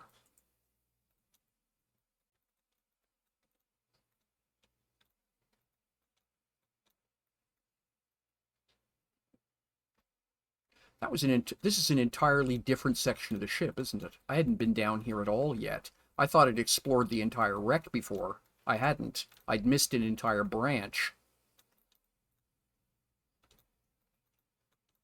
Okay, that's the... Yep, here we are, right? There's more. All right, that gets me back up here. Yeah, wow. Got it. Have time on my hands if I'm going to be wreck ripping.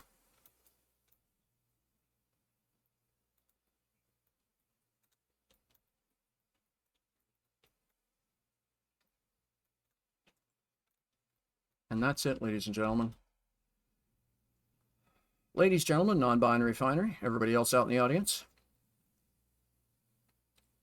That is ridiculous, tubes.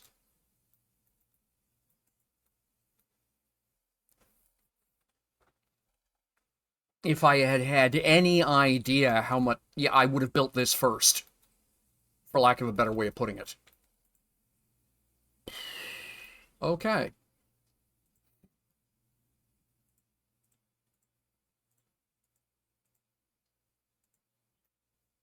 That is a wild amount of material.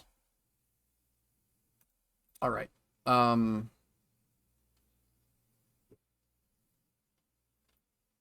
go get those blueprints memorized. Committed to log. You're doing it again, aren't you?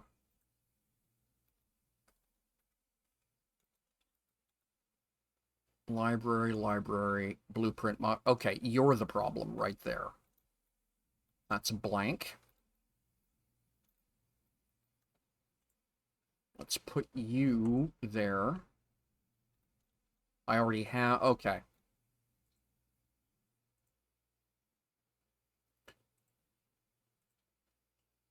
All right. Cool. So, yeah. All right. So, if it hits the ground, it forgets its own blueprint. Got it. Okay. That's... I can work around that. Let's go shopping. Back to high water. I'll find out because I'm going to be logging out of the game, and I'll see if it's still open when I come back or not. I'd be surprised if it is. Like, it won't disappoint me if it's closed when I get back, for lack of a better way of putting it. Okay, I got 12,000 tokens, and it's 200 seconds on the rocket. All right, we'll hang out for the 200 seconds. It's for 3 minutes, 4 minutes. So yeah, that is wreck exploration in portal manufacturing and wreck exploration in Planet Crafter. Wow, what a thing. If I had just basically gotten dropped off inside the wreck and left to explore, I would have thought that was a complete experience. But getting dropped off at the edge of a zone that had its own stuff to go hunt around and find and all that, wow. And wow, was it pretty. Like, the whole thing. Yeah. Yeah, wow, impressed. That one feature of the game, literally an add-on that players asked for. Amazing. Some people really really enjoy the wreck hunting part of this game. And you can understand why, right? A little bit Dungeon Stomp, a little bit Maze Hunter, a little... Yeah, you get the idea. Very cool. Oh, I've done several wrecks, but I haven't done one of the randomly generated ones yet. This is the first time doing that. I've done many of the wrecks because that's how I've gotten a lot of the parts and spares and stuff that I've used to build my bases. The wreck hunting phase that the portal represents is procedurally generated stuff that wasn't part of the original game. It's literally there because players were saying, we love wreck hunting, please give us mores. And then, well, okay, but you know, so they've created this high level, near end game piece of equipment so you can keep doing wreck hunting if you like. I think it's cool.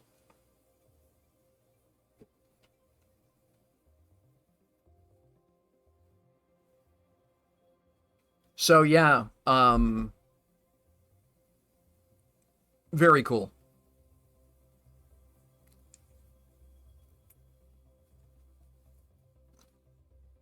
Um, you know, for perspective, I probably pulled the equivalent of several hours worth of gameplay of gathering and manufacturing out of that wreck. Like that is a massive amount of material.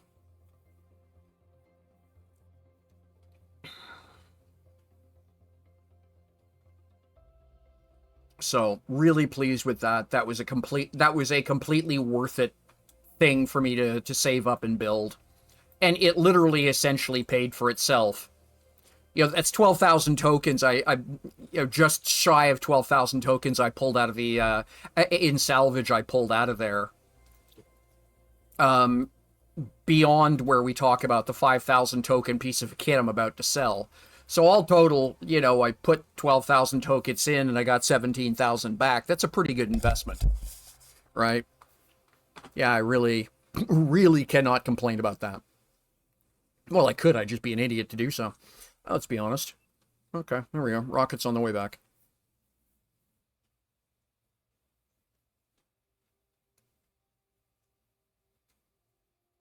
Wow, really?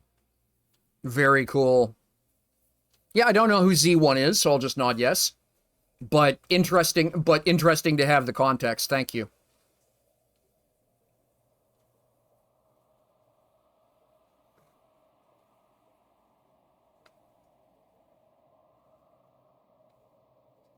Hmm. There we go. YouTube and Twitch. Yep, no, it's cool.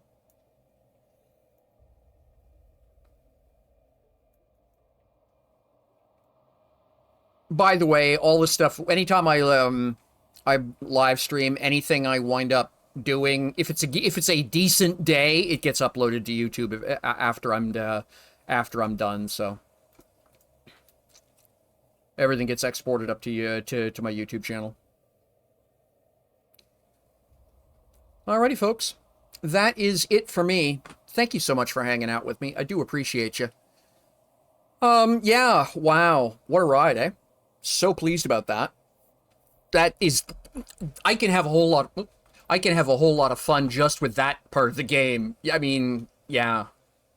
That is going to be an absolute delight to keep doing. You're going to be a brat about this, aren't you? The interface for sticking your face in the water isn't great. It's literally less irritating to just go get bottled water. There. Ah, okay. There we go. So yeah, I'm really pleased. I'm really pleased, ultimately. I may move that heater over to the other base. Might do that. We'll do tubes. And if I decide to put a server up at the data center, I'll let everybody know that it's there, and if folks want to get involved, they can. And I'll be using it to build, just to, like I say, as much for my own experimentation as anything else. But if I bother to put something like that up, it'll be permanent, and everyone will be allowed to come hang out. And that's just the way I do things. So. But yeah, we're in the process of rearranging all the fish tanks here in the house. So I'm about to go bucket out one fish tank, move all the fish upstairs, and then move another fish tank down to another location. Basically, switch the location of a pair of. Well, what we got was a commercial lobster tank that I'm going to be using for an indoor aquaponics system. So the sump is about 70 gallons, or about 280 liters, and then the the lobster tank part of it is probably another 25 gallons, and I'm probably going to be using that as a mixture of a fish area as well as a grow bed. So we'll see how that goes. I'll post pictures on my Discord if it turns out to be cool. Yeah. Yep. Yeah, we've got two 75-gallon professional tanks. One with goldfish the size of your hand, bigger than your hand in it. We've got another one which is a cichlid tank. And then we've got two other smaller tanks, which are it's a stock tank that's been set up to look like a pond. And those have got just the equivalent of mutts in them, but they're pretty. So yeah, a little bit of shuffle and poker going on today, getting things rearranged so it's a little bit more visually pleasing. And stuff like that accumulates mess, right? Just some cleanup around the space and things, so. Alrighty, folks, take care of yourselves. See y'all again soon. I had some real fun streaming this weekend, so I may try and get back into this habit. It's been a bit since I've done this, because like I said, I've just been so tired. I just have not been able to, or I felt that there were other things that were just had to get done before, so. But it was really nice just to be able to take the time for myself and sit down, play some game, turn the stream on, and chit-chat with all kinds of cool people I haven't seen in a while. So welcome, y'all. If you're catching this later on the VOD, either on Twitch or on YouTube, please leave comments. Love to hear from you. You can always catch up on me via social media and my email address. Take care, friends. Have fun with whatever games you're playing, and we'll see you all again soon.